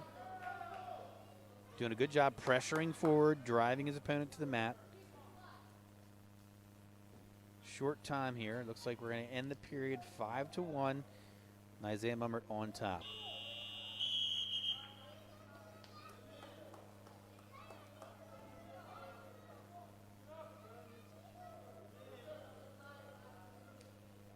And we're going to start neutral. Martin chooses neutral to start the third period. Now, if I'm Mummert, if I'm going to be going for a double leg takedown, I'm looking to finish right away because it looks like Guard Spot practices a lot of the chin whips and other various counters. So I'd like to see Mummert. If he's going to shoot, I'd like to see him just finish right away. A good blast double. So again there, Martin tried to take a straight shot, did not clear hands. Mummert able to stop him easily. Mummert looking to do a little quick drag there on the left-hand side, circle. That angle was created there. Had he been in bounds, my prediction would be that would have been a nice little outside single takedown on the left-hand side there.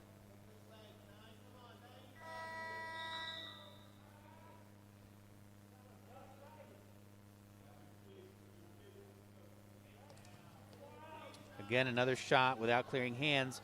Mummert takes advantage of Martin's There's that shot. chin whip. But Mummert able to fight out of that and roll out and get the 2 points. I was saying, I've seen Guard Spot hit it a few times, go for that chin whip. And I was worried about Mummert if he was going to shoot, and he was able to finish. He was able to ward off that chin whip. Kevin, what I liked most about that exchange is Martin took a shot from the outside. Mummert stopped the shot and immediately reshot. So as his opponent was recovering from his initial shot, Mummert took advantage of his opponent being out of position and was able to capitalize on that. That was a good heads-up takedown by Isaiah Mummert. I think also what enabled Mummert to do that as well is his quickness. His athleticism, and he's abundant on both of those fronts. To be able to hit that, if you're going to hit a reshot, you got to be confident in what you do, and he has confidence in that. Certainly athleticism helps. So much about this sport, though, is about timing and technique. And that reshot there was great timing, and he used good technique. And really that's going to, a lot of times, overcome athleticism or ability. And 6 seconds left in the third period, and Isaiah Mummert is going to wrap up this match 7-1 over Josh Martin from Garden Spot.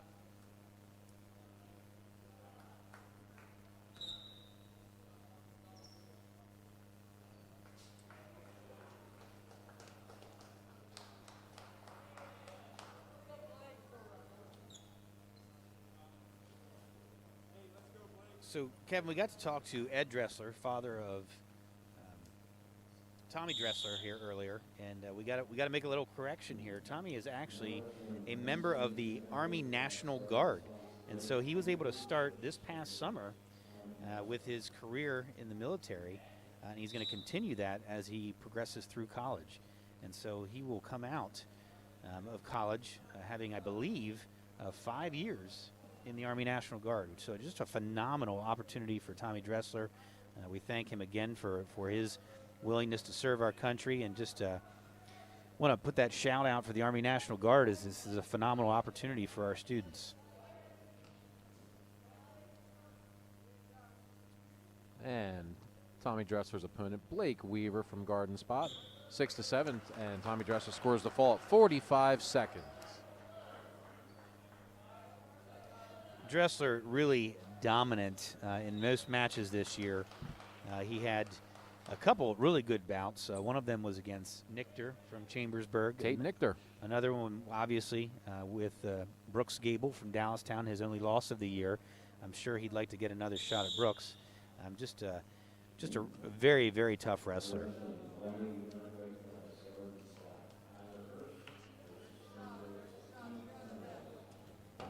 So Teague Conover, a sophomore, wrestling 189 pounds. Attempted a single on the right-hand side there. His opponent doing a good job using that first line of defense. So at 189 pounds, we have Tyler Hurst from Garden Spot coming in with a 5-4 record. Going against T. Conover, coming in with a 6-7 record as a sophomore. He's just got to pop his head, and he's going to get the 2. Yeah, Conover took like a low double leg shot there and was able to finish by coming out the back door there. That's what they call that. Able to capitalize on that takedown for 2 points. Looks like he's working bar on the left-hand side. Rockets really use the arm bar a lot. Very effective move, very versatile. You can run around the head as Teague's doing right now. That his opponent looks like he's trapping Teague's leg, which makes it a little more difficult to run around the head. Teague being very intentional and taking it over nice and slow, looking to put that shoulder in the ear. He's got his opponent's hand trapped on the opposite side behind his back, going nice and slow, and gets the fall. Very nicely done. And with time of the fall, 1 minute 26 seconds to bring the dual meet score 36-11 in favor of the Rockets. Coming up on the 215-pound match.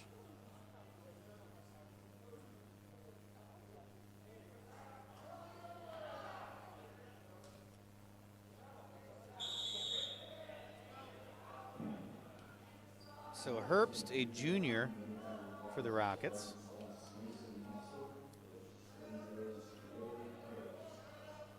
So Herbst was working a underhook on the left-hand side, collar tie on the right-hand side, looking to drag his opponent to the mat. That front head and arm position. Now he's working underhook on the right-hand side. As we mentioned, Logan Herbst from Spring Grove, junior, coming in with a 10-2 record against Mason Musser, coming in at 8-5 for the Spartans. So Musser just attempted a single, looked like a high crotch on the left-hand side. Not a move I would really recommend at the upper weights, and for exactly the reason as to what we just saw happen. Herbst did a really nice job powering in with his hips and driving Musser to the mat, and was able to get that 2-point takedown. In these upper weights, you really have to be careful getting caught underneath, because as your opponent pressures into you at that weight, it puts a lot of pressure on shoulders, back, and so on. So really, I'd like to see the upper weights work those outside shots, outside singles. Sometimes you see bigger guys doing low singles, which can be very effective for them. And so you just don't want to get trapped underneath. Herbst's doing a nice job coming out to the side with a little arm lever.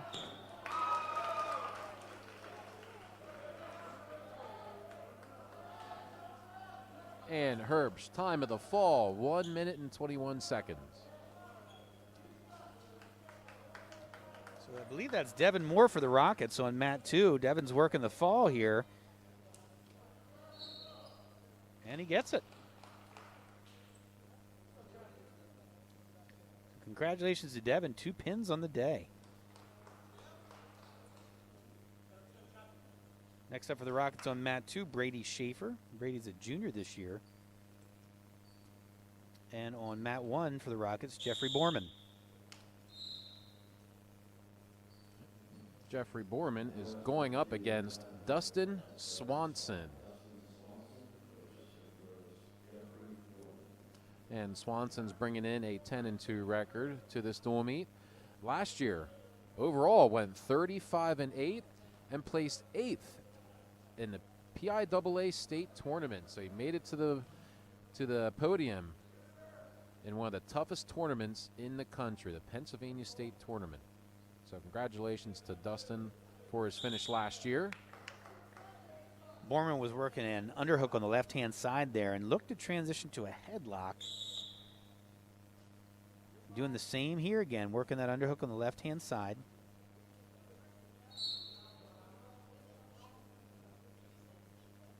And his opponent actually hits the headlock.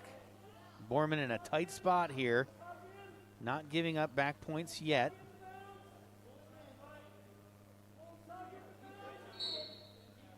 The official's attention kind of drawn between whether or not the wrestlers are inbounds and Borman's in criteria.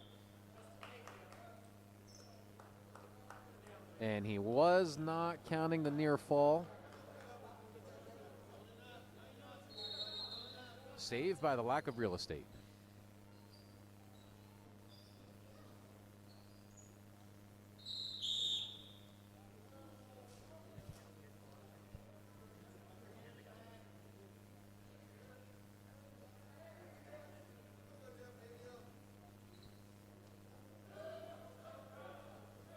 And Swanson starting on top 2-0. 34 seconds left in the first period. This is not something you see very often at heavyweight, Kevin. Swanson riding legs, runs a power half, does a nice job of punching that power half through and putting Borman on his back for the fall. And time of the fall, Swanson, 1 minute and 37 seconds.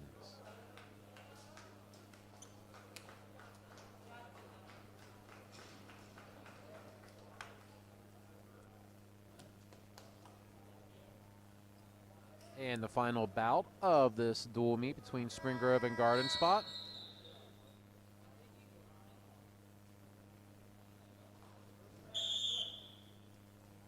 And we're going to have Levi Snyder from Spring Grove.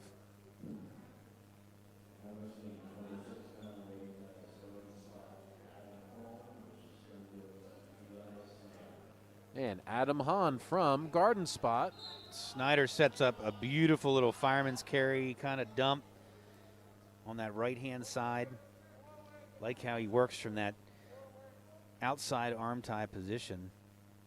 And kind of looks like he's going to hit a high crotch and transitions to that fireman's carry. Really nice little setup. He hits that move often. Levi Snyder, a sophomore, coming in this year at a 12-1 record in this dual meet. He went 26-11 last year in the 19-20 campaign. Going against Adam Hahn. He's a junior, bringing in a 10-2 record and went 16-16 in the 19-20 campaign. Snyder working arm bar on the right-hand side. Looks like he has a reinforced bar at this point and is working the tilt on the opposite side. He's got his 3 count. He released the hold, and so the official awards the 3 points. So Snyder up 5-0 with a minute and 15 into the first period. Snyder's only loss this year came to Camden Williams from Manheim Township, 7-1. And Camden Williams, according to Track Wrestling, I believe has him ranked 7th or 8th in the country. That is Levi Snyder's only loss this year. Little back trip action from Snyder there. Working a mean tight waist on top. Really wearing down his opponent. Staying in good position. So he's got tight waist claw ride at this point, which is really not an offensive move. Now he transitions to attacking that far arm. And maintains control and stays on top there for a 5-0 lead going into the second period. And Snyder's choice, he defers. And Hahn is going to choose top.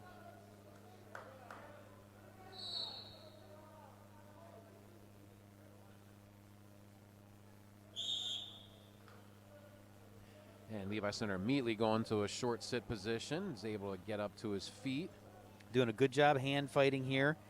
Is able to create space with his hips, turns away and gets the 1.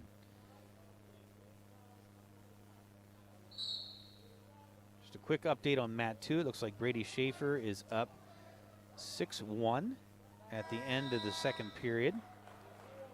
We have a shot by Snyder. Got to pop his arm and work out the. Trying to wear out the back. He's got to pop that arm. Yep, would like to see him whizzer that back leg. That looked like a head scissor there.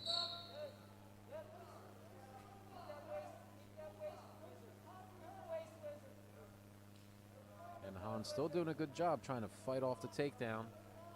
Snyder working that left arm out. As he works that left arm out, he's going to be able to peek his head out the back. He's driving pressure up toward his opponent's upper body there, which puts him in danger of criteria, which ultimately makes his opponent, Hahn, give up the 2 points.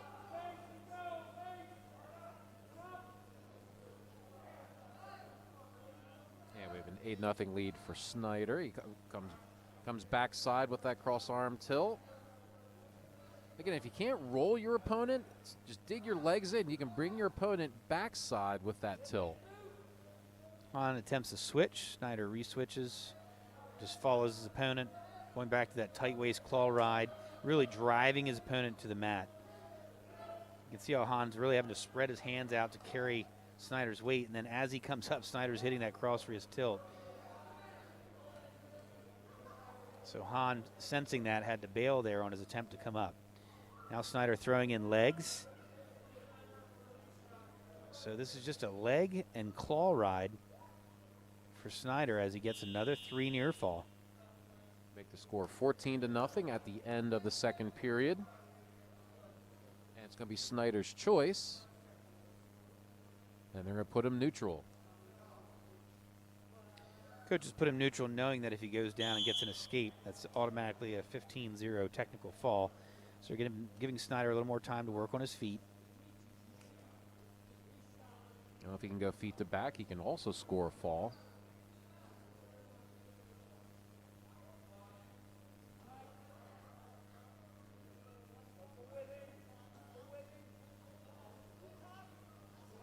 Nice high crotch to the left-hand side.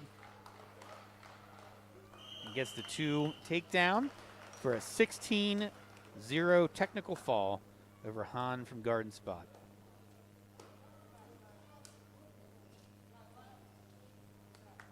Ladies and gentlemen, that is a 47-17 victory for the Rockets over Garden Spot.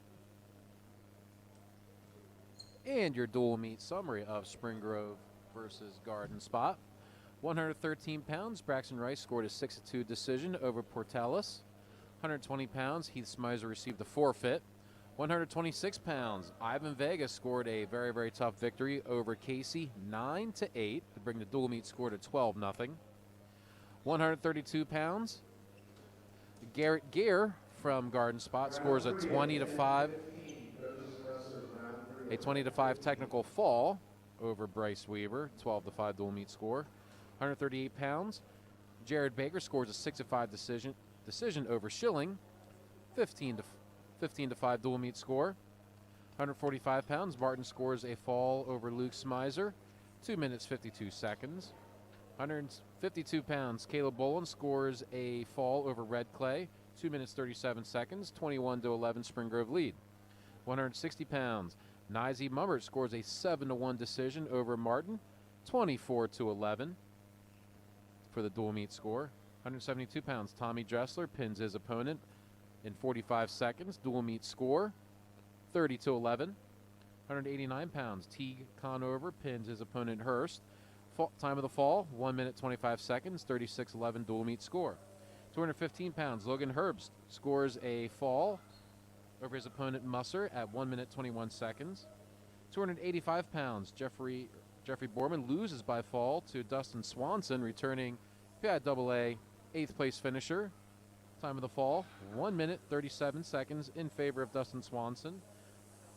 And 106 pounds, Levi Steiner scores a technical fall over Adam Hahn, 16-0, 4 minutes 28 seconds for the time of the technical fall, bringing your final score 47-17 Spring Grove Rockets over the Garden Spot Spartans.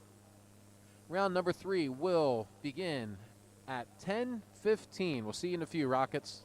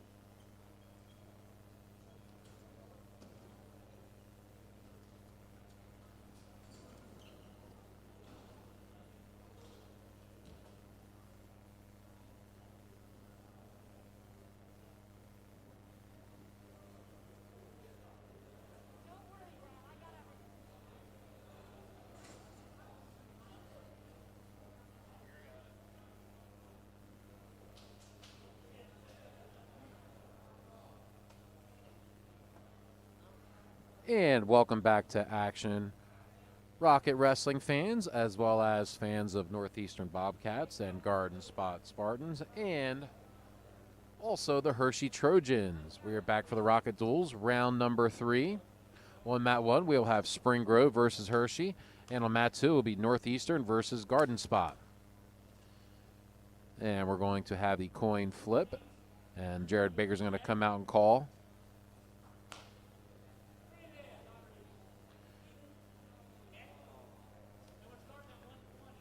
And Spring Grove wins a coin flip, so they can determine who goes out first at what match. And we'll be beginning round 3 at 120 pounds.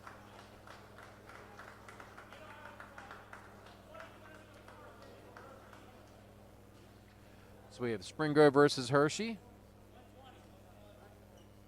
Spring Grove is coming into this dual meet with a 12-2 record. And Braxton Rice receives a forfeit.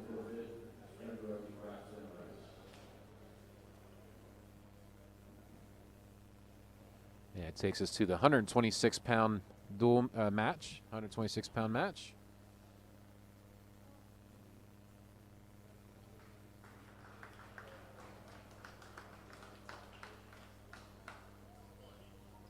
And it looks like Spring Grove is going to send out Heath Smizer.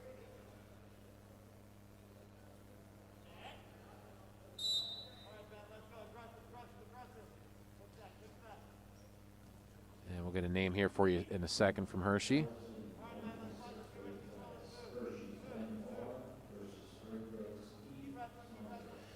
And from Hershey, Ben Farr.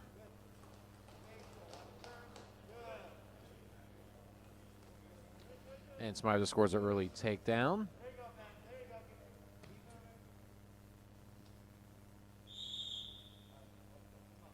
And it looks like Smizer is working a bar from the left side.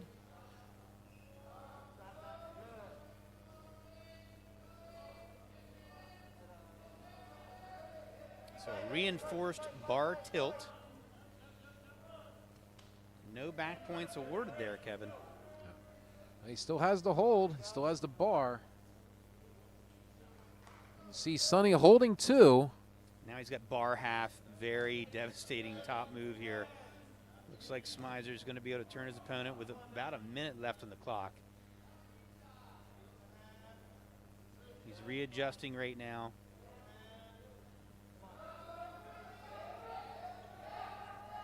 Plenty of time for Smizer to just lift that head, elevate the head to get the fall. So coming over top, lacing the legs, and driving his hips into the mat. Nice job by Smizer there.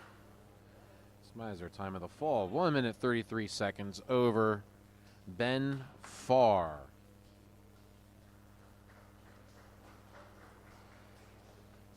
And now take us to 132-pound match.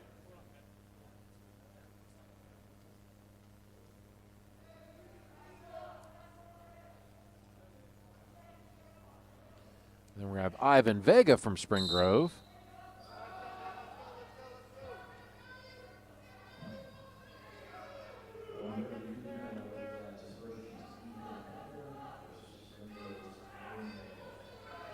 And Ethan Kettner from Hershey. Looks like he's bringing in a 5-0 record to the dual meet.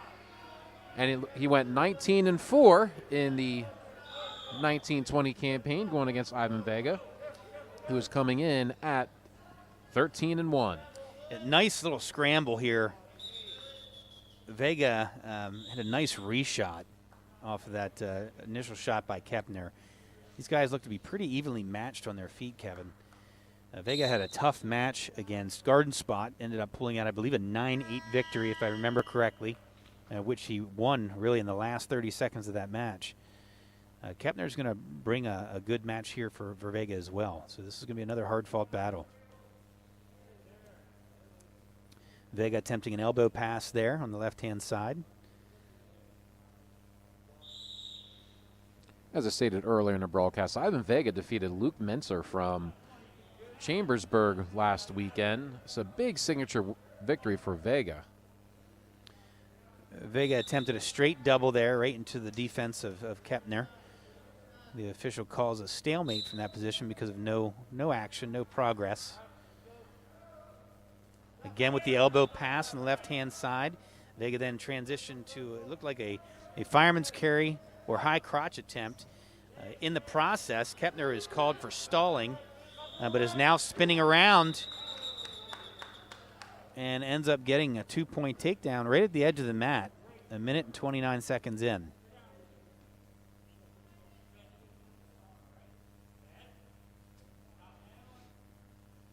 The official reminds Kepner that he's been warned for stalling.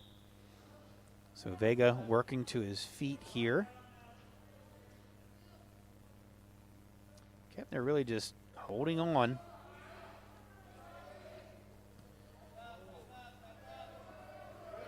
Vega needs to get to his feet here and stay at his feet. If he can't get off the bottom, at minimum, he wanted to get a stall call again.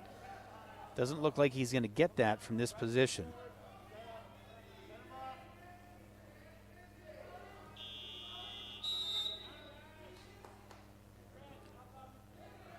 And end of the first period. Kepner on top of Vega 2-0. And Kepner's choice, he's going to choose bottom to start the second period.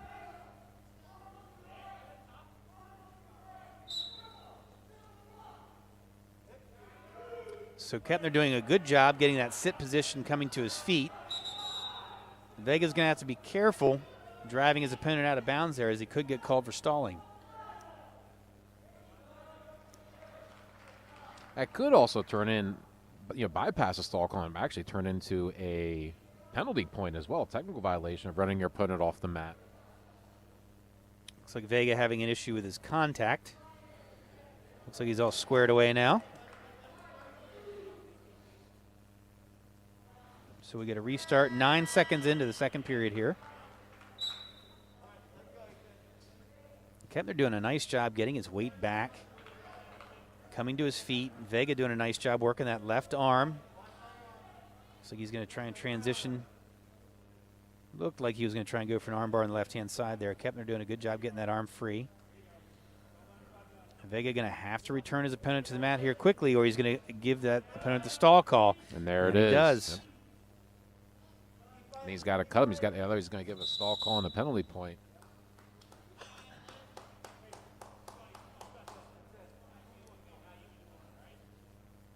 I'd like to see Vega just drop down to a low single and take his opponent down to ward off that stall call. He wanted to keep hanging on to that arm. Kepner doing a good job pushing back into Vega, making Vega carry that pressure when he's on top. So we're back neutral. Kepner up 3-0. Vega creating a lot of motion. Didn't get past that first line of defense as he took that shot, and Kepner able to stop him now in a front head and arm position. This is where Kepner scored before, but it looks like we're going to go to a stalemate. So we get a restart, 1:05 into the second period. Vega attacking the head, attempting to get his opponent out of position. A little elbow pass on the left-hand side. So he might be able to work dump. Got caught underneath, Kevin. Doesn't really have the right pressure at this point.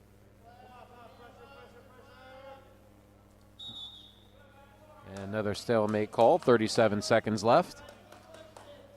I'd like to see Vega change up his approach here. He's attempted that elbow pass a few times now.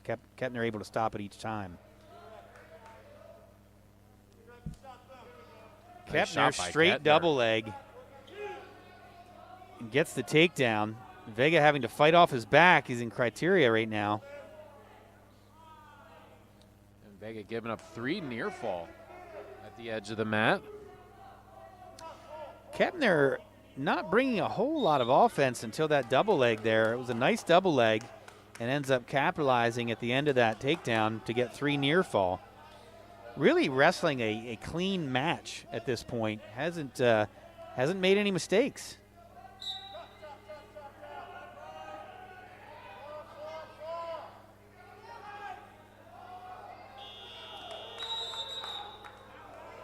And that concludes the second period. So Vega in a tough position right now, down 8-0, going into the third period and chooses bottom.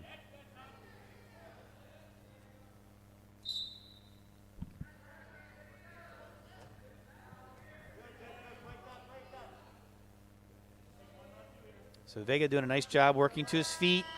Kapner doing a nice job attacking the hips. He's got that cross wrist. He's looking to tilt right now.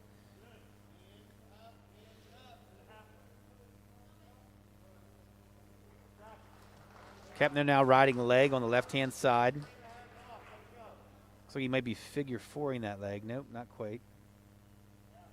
No, he is. He's figure fouring that leg. That is a tough ride to break. So Kapner really has got Vega's leg locked up, applying a lot of pressure on the hips. So he just hip whipped with his own hips and comes across with a cross face, and Vega's back in criteria.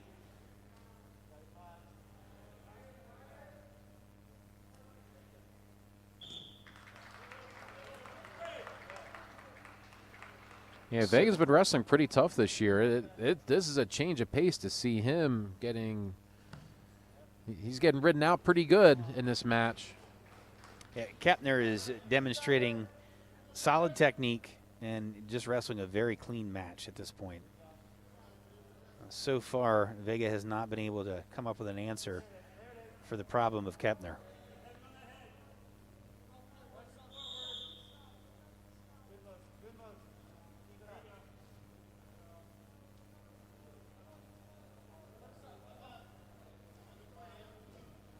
Kapner's just riding tough. He's just riding Vega out very, very tough here to finish the matchup.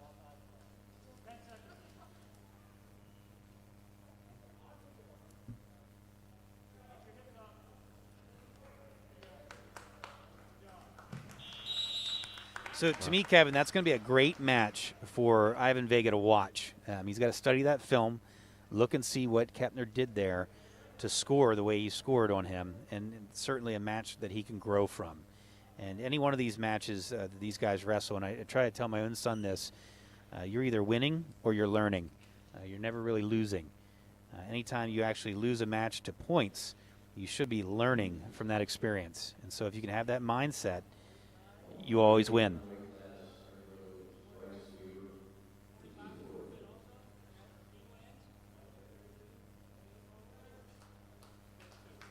So Hershey forfeits back-to-back matches at 138 and 145. So Yeah. they're now at the 152-pound weight class for the Rockets' Caleb Bolin.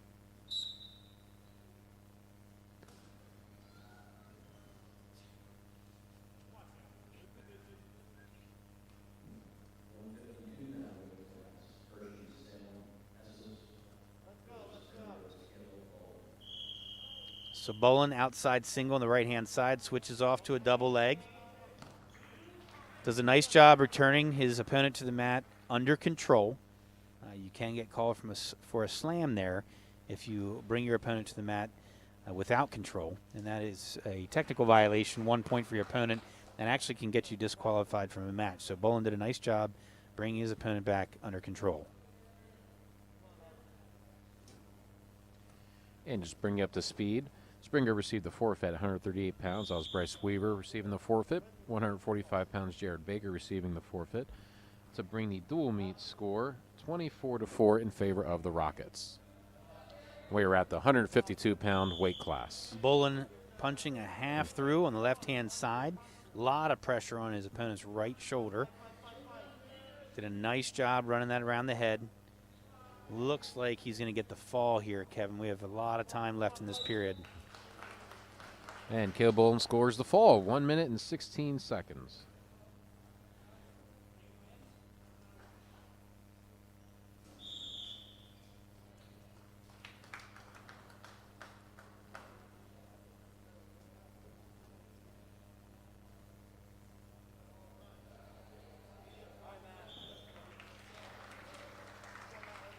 And we'll await the announcement from the table for the Hershey wrestler. But in the meantime, we have freshman Nizey Mummert from Spring Grove, 160 pounds. Mummert just hits a nice straight double leg, drives through his opponent, finished for the 2 points. And for Hershey, that is wrestling Matt Locklear.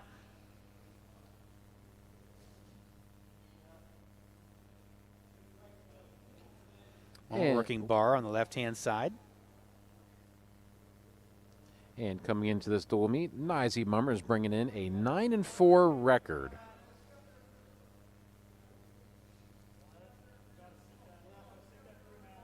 He's got the bar and doing a great job of circling his opponent in to make sure he can get his opponent in criteria for the fall, make sure he's in bounds. Very, very good mat awareness by the freshman. He gets that shoulder pinned down, takes the bar over. He's got that far arm trapped as well, Kevin. That makes it very difficult for the opponent to work out of that position. Nice job by Mummert. And time of the fall for Nizey Mummert, 1 minute and 8 seconds, bringing the dual meet score to 36-4, heading into the 172-pound match.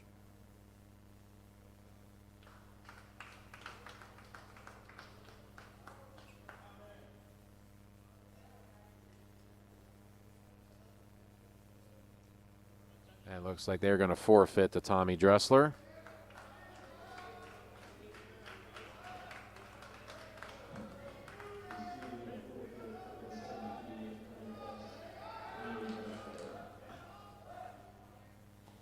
So Teague Conover coming out for the Rockets at 189 pounds.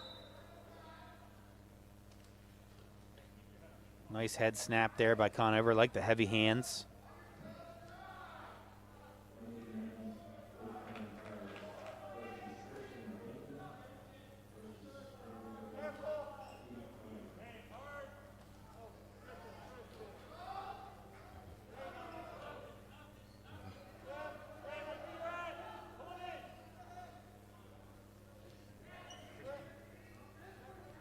Oh, got to announce the match. It is Tristan Bingman from Hershey versus Teague Conover from Spring Grove. So Tristan Bingman. So it looked like Bingman wanted to come up top with Conover. Conover actually attempted the headlock. Bingman then transitioned to a single, and then Conover ended up in kind of a Merkle position cross body and ends up on top for 2 points. He's now riding legs on the left-hand side, getting a little high right now. Really needs to readjust his hips.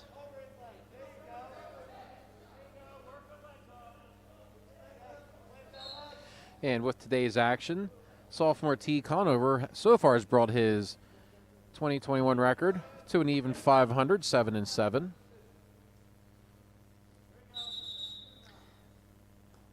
Conover not looking overly comfortable riding legs there, Kevin. Not something I see him do too often.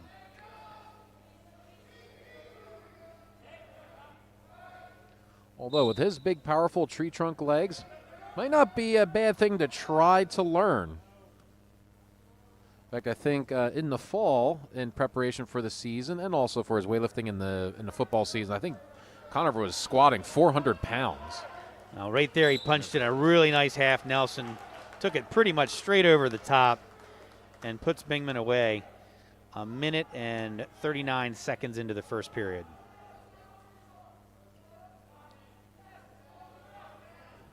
And it looks like I believe this dual meet is essentially over.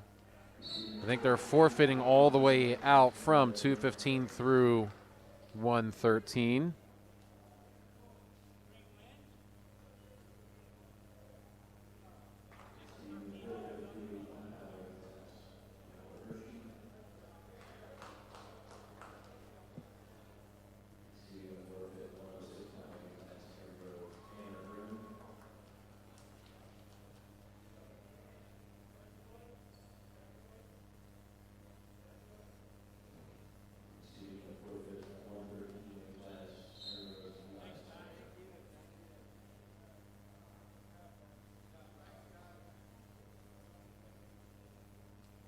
So trying to get a look at the final match score here.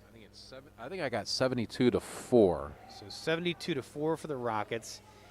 Great to see Hershey bring some wrestlers down to Spring Grove to wrestle. Would love to see Hershey's program and really the entire wrestling community grow.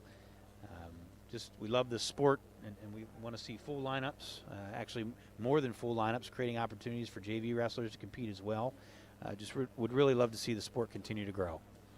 And if Scott Govern is the athletic director, if he's still the athletic director up at Hershey, I'm sure he would love to see a better wrestling program as well. He was our former athletic director here at Spring Grove.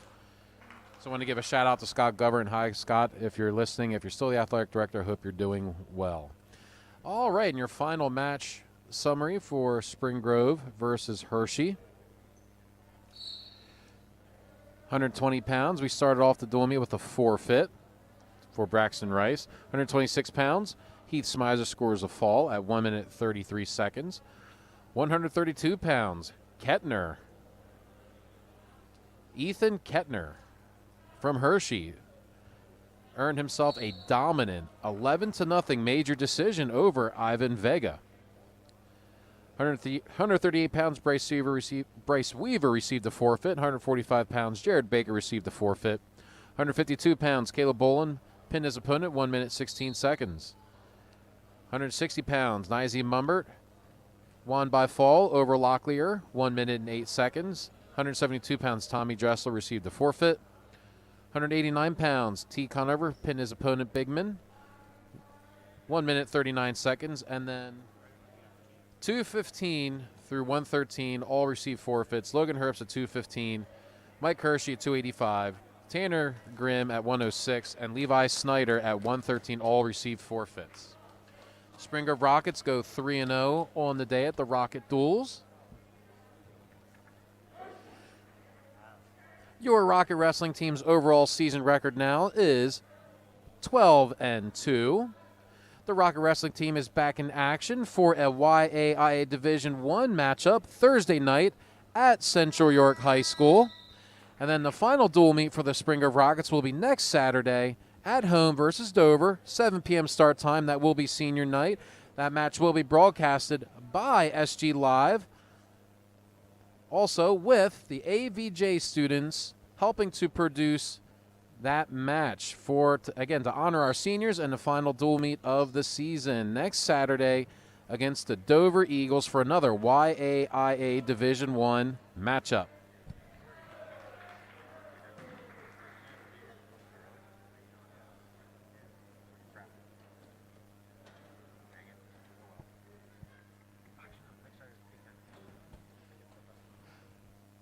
Correction, I stand corrected. I'm sorry. Next Saturday against Dover Eagles is not the senior night matchup. Actually, next Saturday is the final presentation of the money that is raised for the Heather Baker Foundation for Take Down Cancer. So if you have not donated to the Heather Baker Foundation, please do so. Please look on the Rocket Wrestling Facebook page to see how you can contribute to help the Rocket Wrestling team in their efforts to take down cancer. From all of us at Spring Grove, for the SG Live, oops, I am sorry.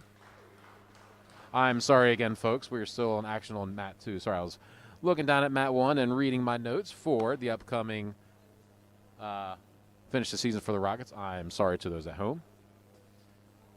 And let me get my matchup here.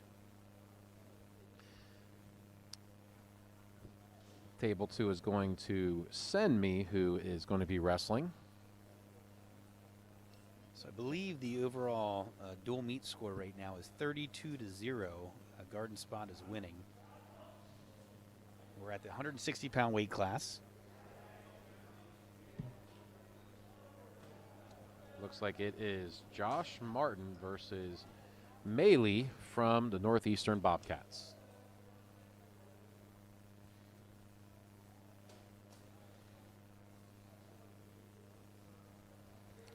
So Martin attempts a shot on the left-hand side there. Looked like he was attempting a high crotch. Didn't really commit to that shot. Now he goes straight double leg.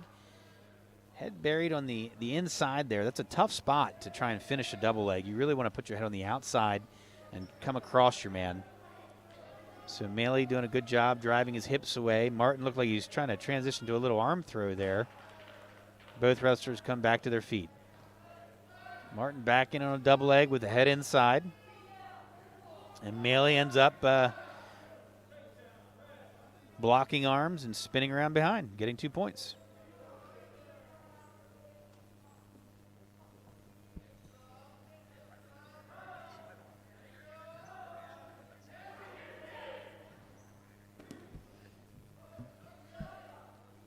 So unconventional position there on mat number 2.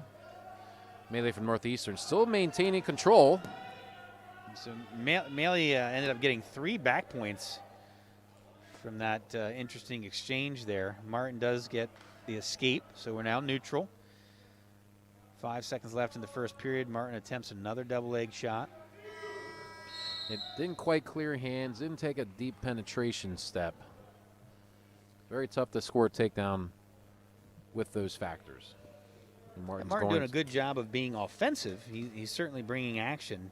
Just has to beat the other man's hand defense there, clear hands to get into that shot.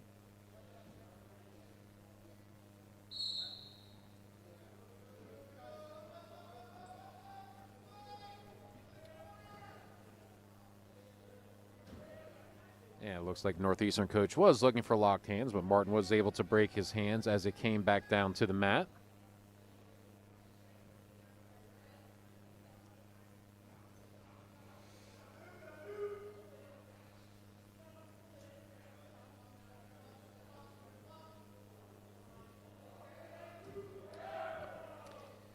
Melee reaching back for a headlock from the top position or from the bottom position there. The official Bob Gano not awarding a change in control until just now. Melee steps over and ends up getting the fall. 2 minutes 45 seconds, time of the fall. So the dual meet score now 32-6. Still in favor of Garden Spot. Now I'll take us to the 170-pound match. 172 pounds, excuse me.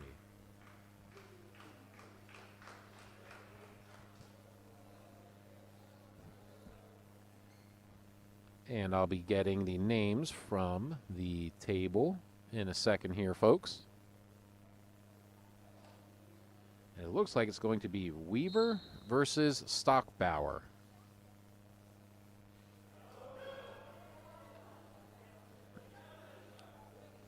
Every now and then, I still make the mistake of calling the old weight classes because last year it was 170, 182, 195. And I know on one of the mats they put up a 195-pound weight class. And that was last year, and I just announced a 170-pound weight class. And the PIAA decided to change the weight classes. They dropped the weight class. We went from 14 weight classes, and we're dropped down to 13 weight classes. Almost kind of models the weight classes when Dave and I wrestled. There was no 215-pound weight class. It went 160, 171, 189, and then heavyweight.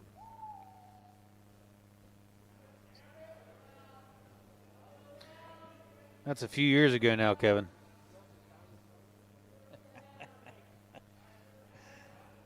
Thanks for the comment from the Peanut Gallery officer, Kevin Mengel.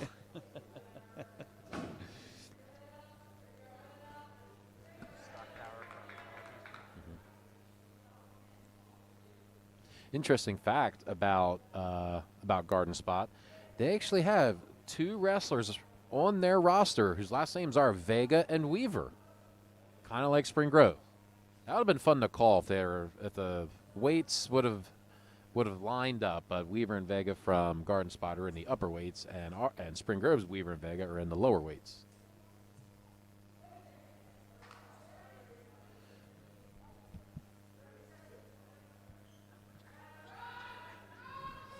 Stockbauer in on a double leg here, elevates and gets the finish for 2 points.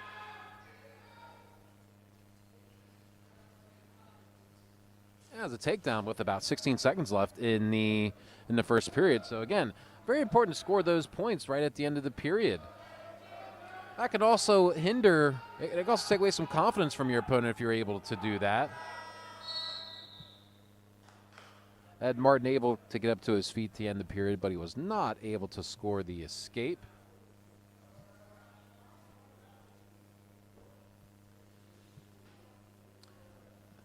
And Stockbauer is going to choose bottom to start the second period.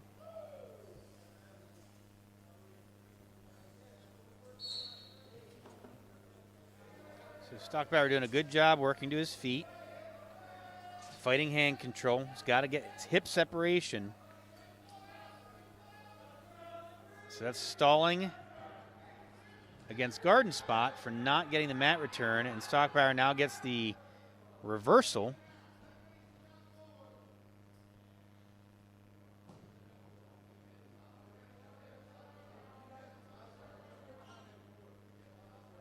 Now, Dave, maybe you can answer this question for me, or maybe our viewers and fans out there.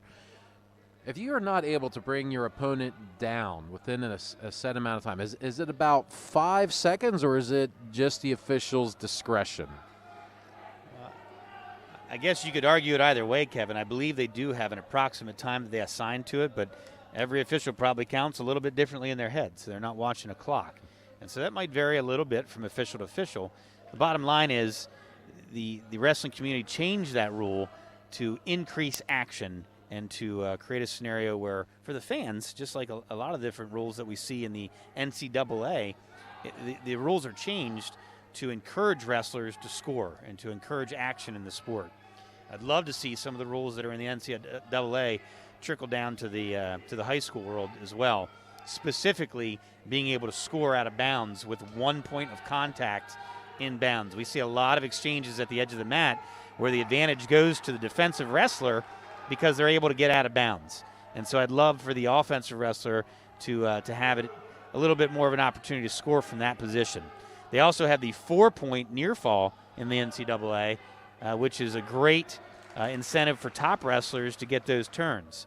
And so just a lot of rules that have changed to encourage scoring and encourage action in the sport. Yeah, I remember back when the out-of-bounds rule was just as soon as your foot even grazed the out-of-bounds, it feels like the action was stopped. And it seems like, while the circle is still the same size, it seems like it got bigger when the PIAA changed the out-of-bounds rule. I'd love to see riding time in high school as well, Kevin. I think that's a great opportunity for guys who are dominant on top to score an extra point for just simply dominating their opponent and not allowing them to get off the bottom.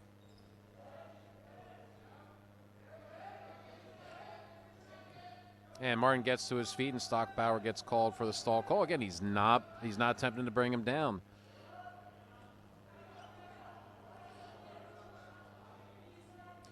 And when Martin landed on the mat, he was able to somewhat ball up. At least he didn't land flat. When your opponent brings you back down to the mat, you want to try to ball up so you can transition to another move as soon as you hit the mat. It just seems like Martin wasn't quite there to be able to do that. Now Stockbauer's working a tilt. Yeah, Stockbauer getting near fall right now. He's within that 45-degree angle criteria. Riding a leg on the left-hand side there.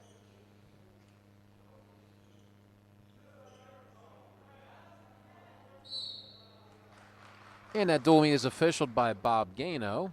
I believe he was the former head coach over at Biggerville High School. And was he a former state police officer? Yes, that's correct. And now I believe he runs his own security agency and still very, very much involved in the wrestling community. And being that Bob is a former state police officer, thank you for your service, Bob. As to all of our police officers and first responders, thank you for your service. And Stockbauer hitting a cross-arm tilt. And he's able to stop Martin from rolling through by just blocking Martin's far leg. He's laying a little parallel, didn't quite land perpendicular, but he's able to catch that Martin's far leg with his leg and stop the momentum. Looks like he's got him stacked up.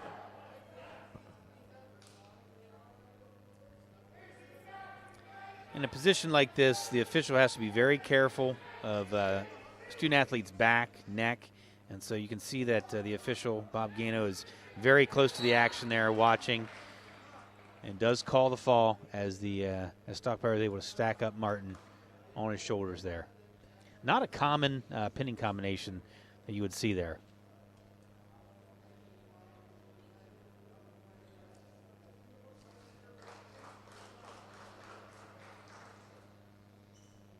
And it brings us to a 215-pound match. And it looks like Garden Spot's still in the lead 32-12 in the dual meet score. Rocket wrestlers just cleared the mat there. It looked like they were awarded the trophy for the day. Their first place finish in the quad meet for the day. They went 3-0. Congratulations to the Rockets.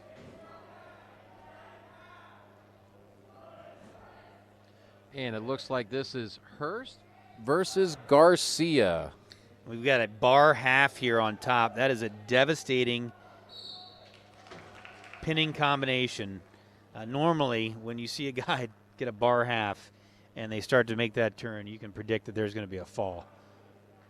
That is a very challenging position to try and work out of. And that brings us to the 215-pound match. And we'll get the names here in a second.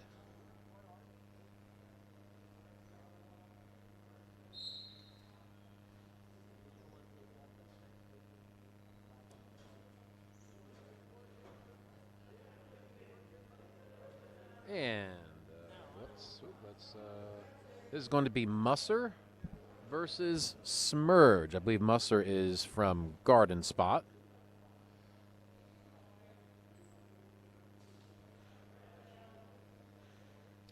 Looks like he's trying to work looks like he was trying to work an underhook.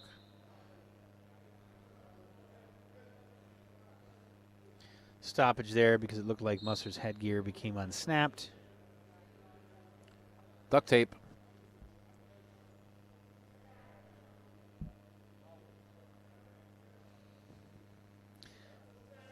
Both wrestlers just kind of really working the tie-ups, trying to get control of each other's heads. Musser earlier was working the underhook on the left-hand side. Going back to that underhook. Now he's coming over top. Front head chancer, but he got out of position. Little head chancer, Nice, cow trapped catcher himself. position. Ends up getting himself out of position, giving up the 2 points.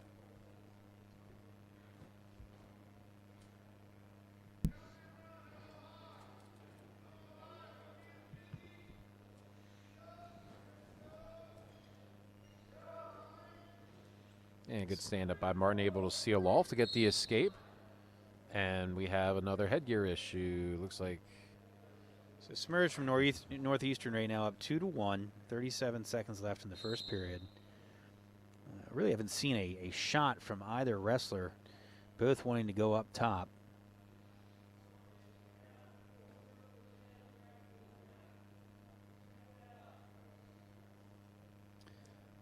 So Musser's coach encouraging him to go back to that cow catcher, front head chancer position.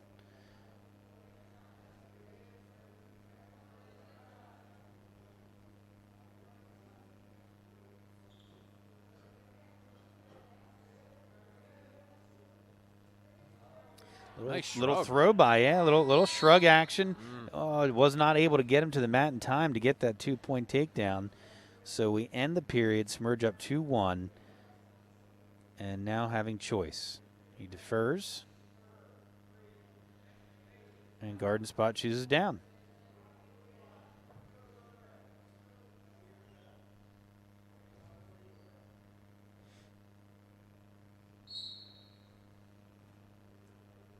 So quick little sitting motion, doesn't quite get to the sit position. Smurge doing a good job stopping that first action there on the bottom. Trying to work tight waist. Here again, folks, he's got to return him to the mat, but Musser actually goes to the mat himself. Musser's goal should be to stay on his feet there, draw the stall call, or work to get that one escape. looks like he hit the wing roll. Went for the wing roll. Smurge able actually to bounce up off the mat and recover. Smurge working that tight waist. Looks like he's attempting to get that half Nelson on the left-hand side, just not coming out to the side and applying the right pressure there. Now he's chopping left-hand side. In mat position, Musser's got to stay on his feet here.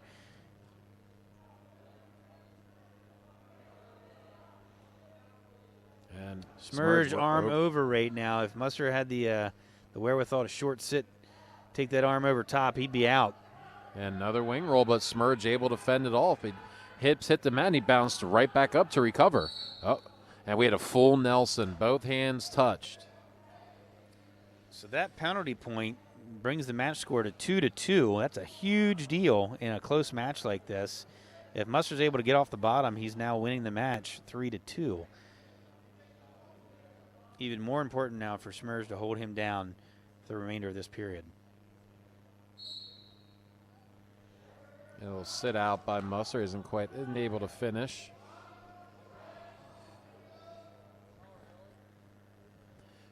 Yeah, Smurge's doing a good job now of driving his opponent forward, keeping him flat on the mat. You can't hit the wing roll when you're flat on your belly. And it looks like he's trying to work that half. Smurge trying to work the half from the left side. With Smurge's long legs, I wouldn't mind maybe seeing him try to learn legs. Looks like he could wrap people up. He looks like a very tall wrestler, and he learns how to do it properly. He can use legs effectively with his size. And Smurge able to ride out Musser to end the second period.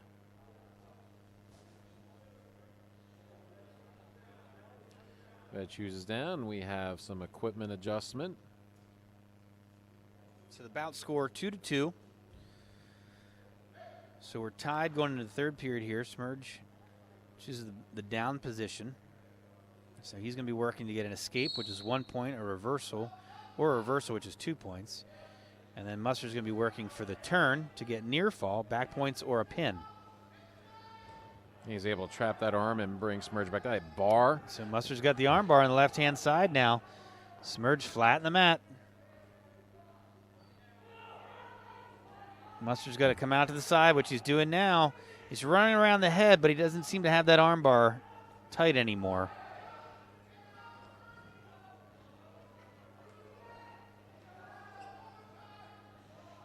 You can either try to capture a one-on-one or maybe even try to work it to you.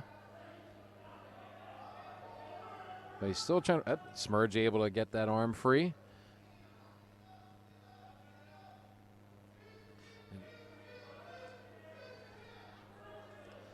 Oh, nice snowplow coming nice across snowplow. for the Smurge does a good job defending that though.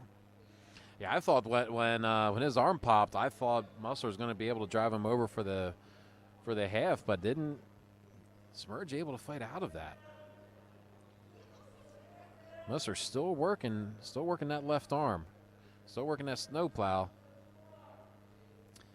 And he's digging his head into the arm. Yeah, you can see him shaking his head there a little bit, Kevin. That is a painful position for the bottom man.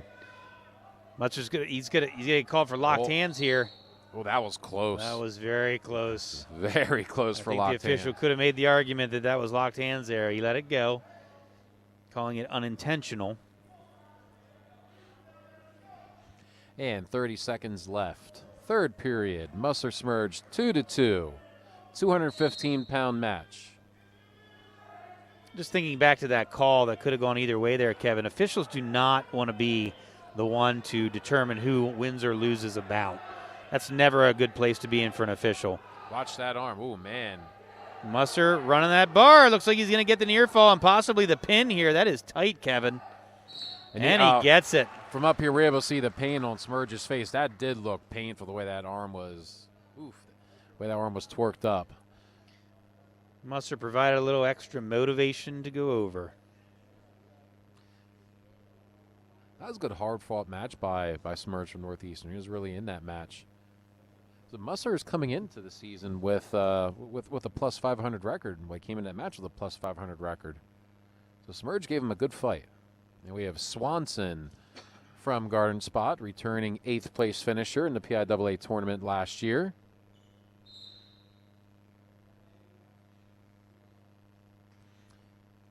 He placed 8th last year at the 220-pound weight class. And Kevin, we've talked about this before. When you get in these upper weights, it always concerns me when I see the bigger guys shooting underneath like that. I'd love to see him hitting the outside singles, little throw-bys like that right there. Unless your name's Michael Wolfgram from Central York, who is very quick on his feet for a 260-pound kid. Actually, more like he's a 260-pound man. He was able to work that, but Swanson gets a shrug by, scores the fall, 26 seconds.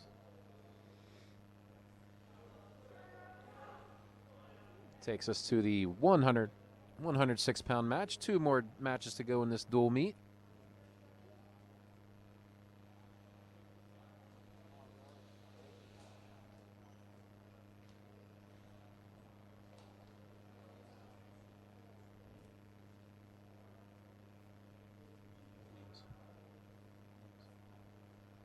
And it looks like we're going to have Han from Garden Spot and Hash from Northeastern.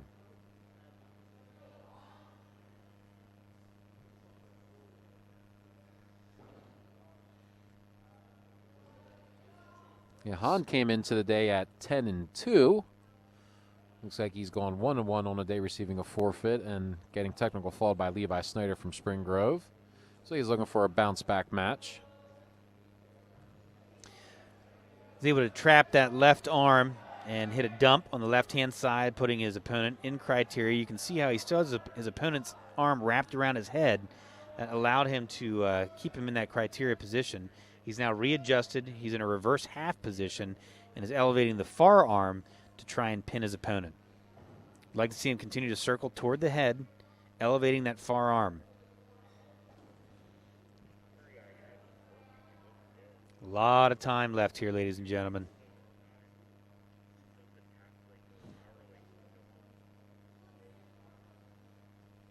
Stepping over top now. Going to readjust, lace the legs. Attempting to get more pressure down with his hips.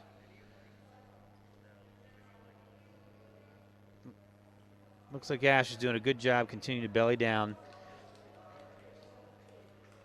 Han now is awarded the 3 back points, giving him a 5-0 lead with 35 seconds left here in the first period. He's now working cross face, attacking that far arm, looking to work cross face cradle. So when you get that cross face cradle position, you want to post that hand between the legs and drive your opponent's head to his knee. Isn't quite able to finish that technique.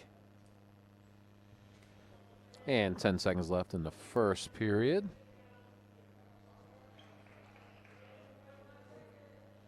So now we're going, attacking that far arm on the opposite side. Would like to see Han maybe circle out in front a little bit more, pulling that arm across, getting that nice and tight before posting behind that knee and driving for the crossface cradle. And Hash is going to choose bottom to start the second period. Down 5-0.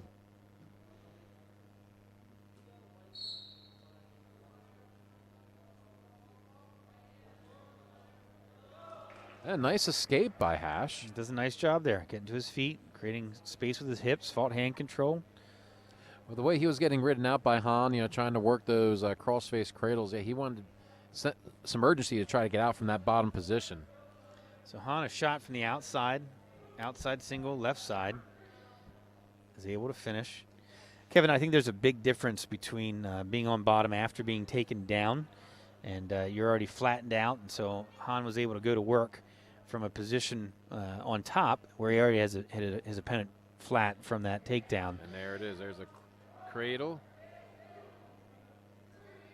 Knee in the side, head in the temple. You want to stop your opponent from basically, for lack of a better term, flopping around when they're on the bottom like that. You want to secure them in that down position as you're trying to pin them. Going back to what I was saying, it's very different starting from working off the bottom from a restart when you're in that parterre position than when you're just getting taken down. And so looked like Ash was very explosive there from the down position. And looks like we get a forfeit here at 113 pounds, and that is the end of the match. All right, and I will attempt my sign-off again. All right, so again, your Rocket Wrestling team back in action Thursday night at Central York for YAIA Division I matchup. Next Saturday the 13th, the Rocket Wrestling team will finish up their dual meet season against the Dover Eagles at home, and that will be the presentation of the Heather Baker Takedown Cancer Foundation presentation of that check raised. Again, one more week to raise some money for the Heather Baker Foundation. Please visit the Rocket Wrestling Facebook page to see how you can contribute. From all of us here at Spring Grove, for SG Live, sponsored by and produced by our AVJ students, Advanced Journalism students. We thank you for joining us today for this live stream broadcast of Rocket Wrestling. I am Kevin Paula signing off. And I'm Dave Dietrich. Enjoy the snow, everybody. Have a good one. Stay safe. We'll see you next Saturday at 7 p.m. for the home match against the Dover Eagles. Thank you, Rocket Wrestling fans.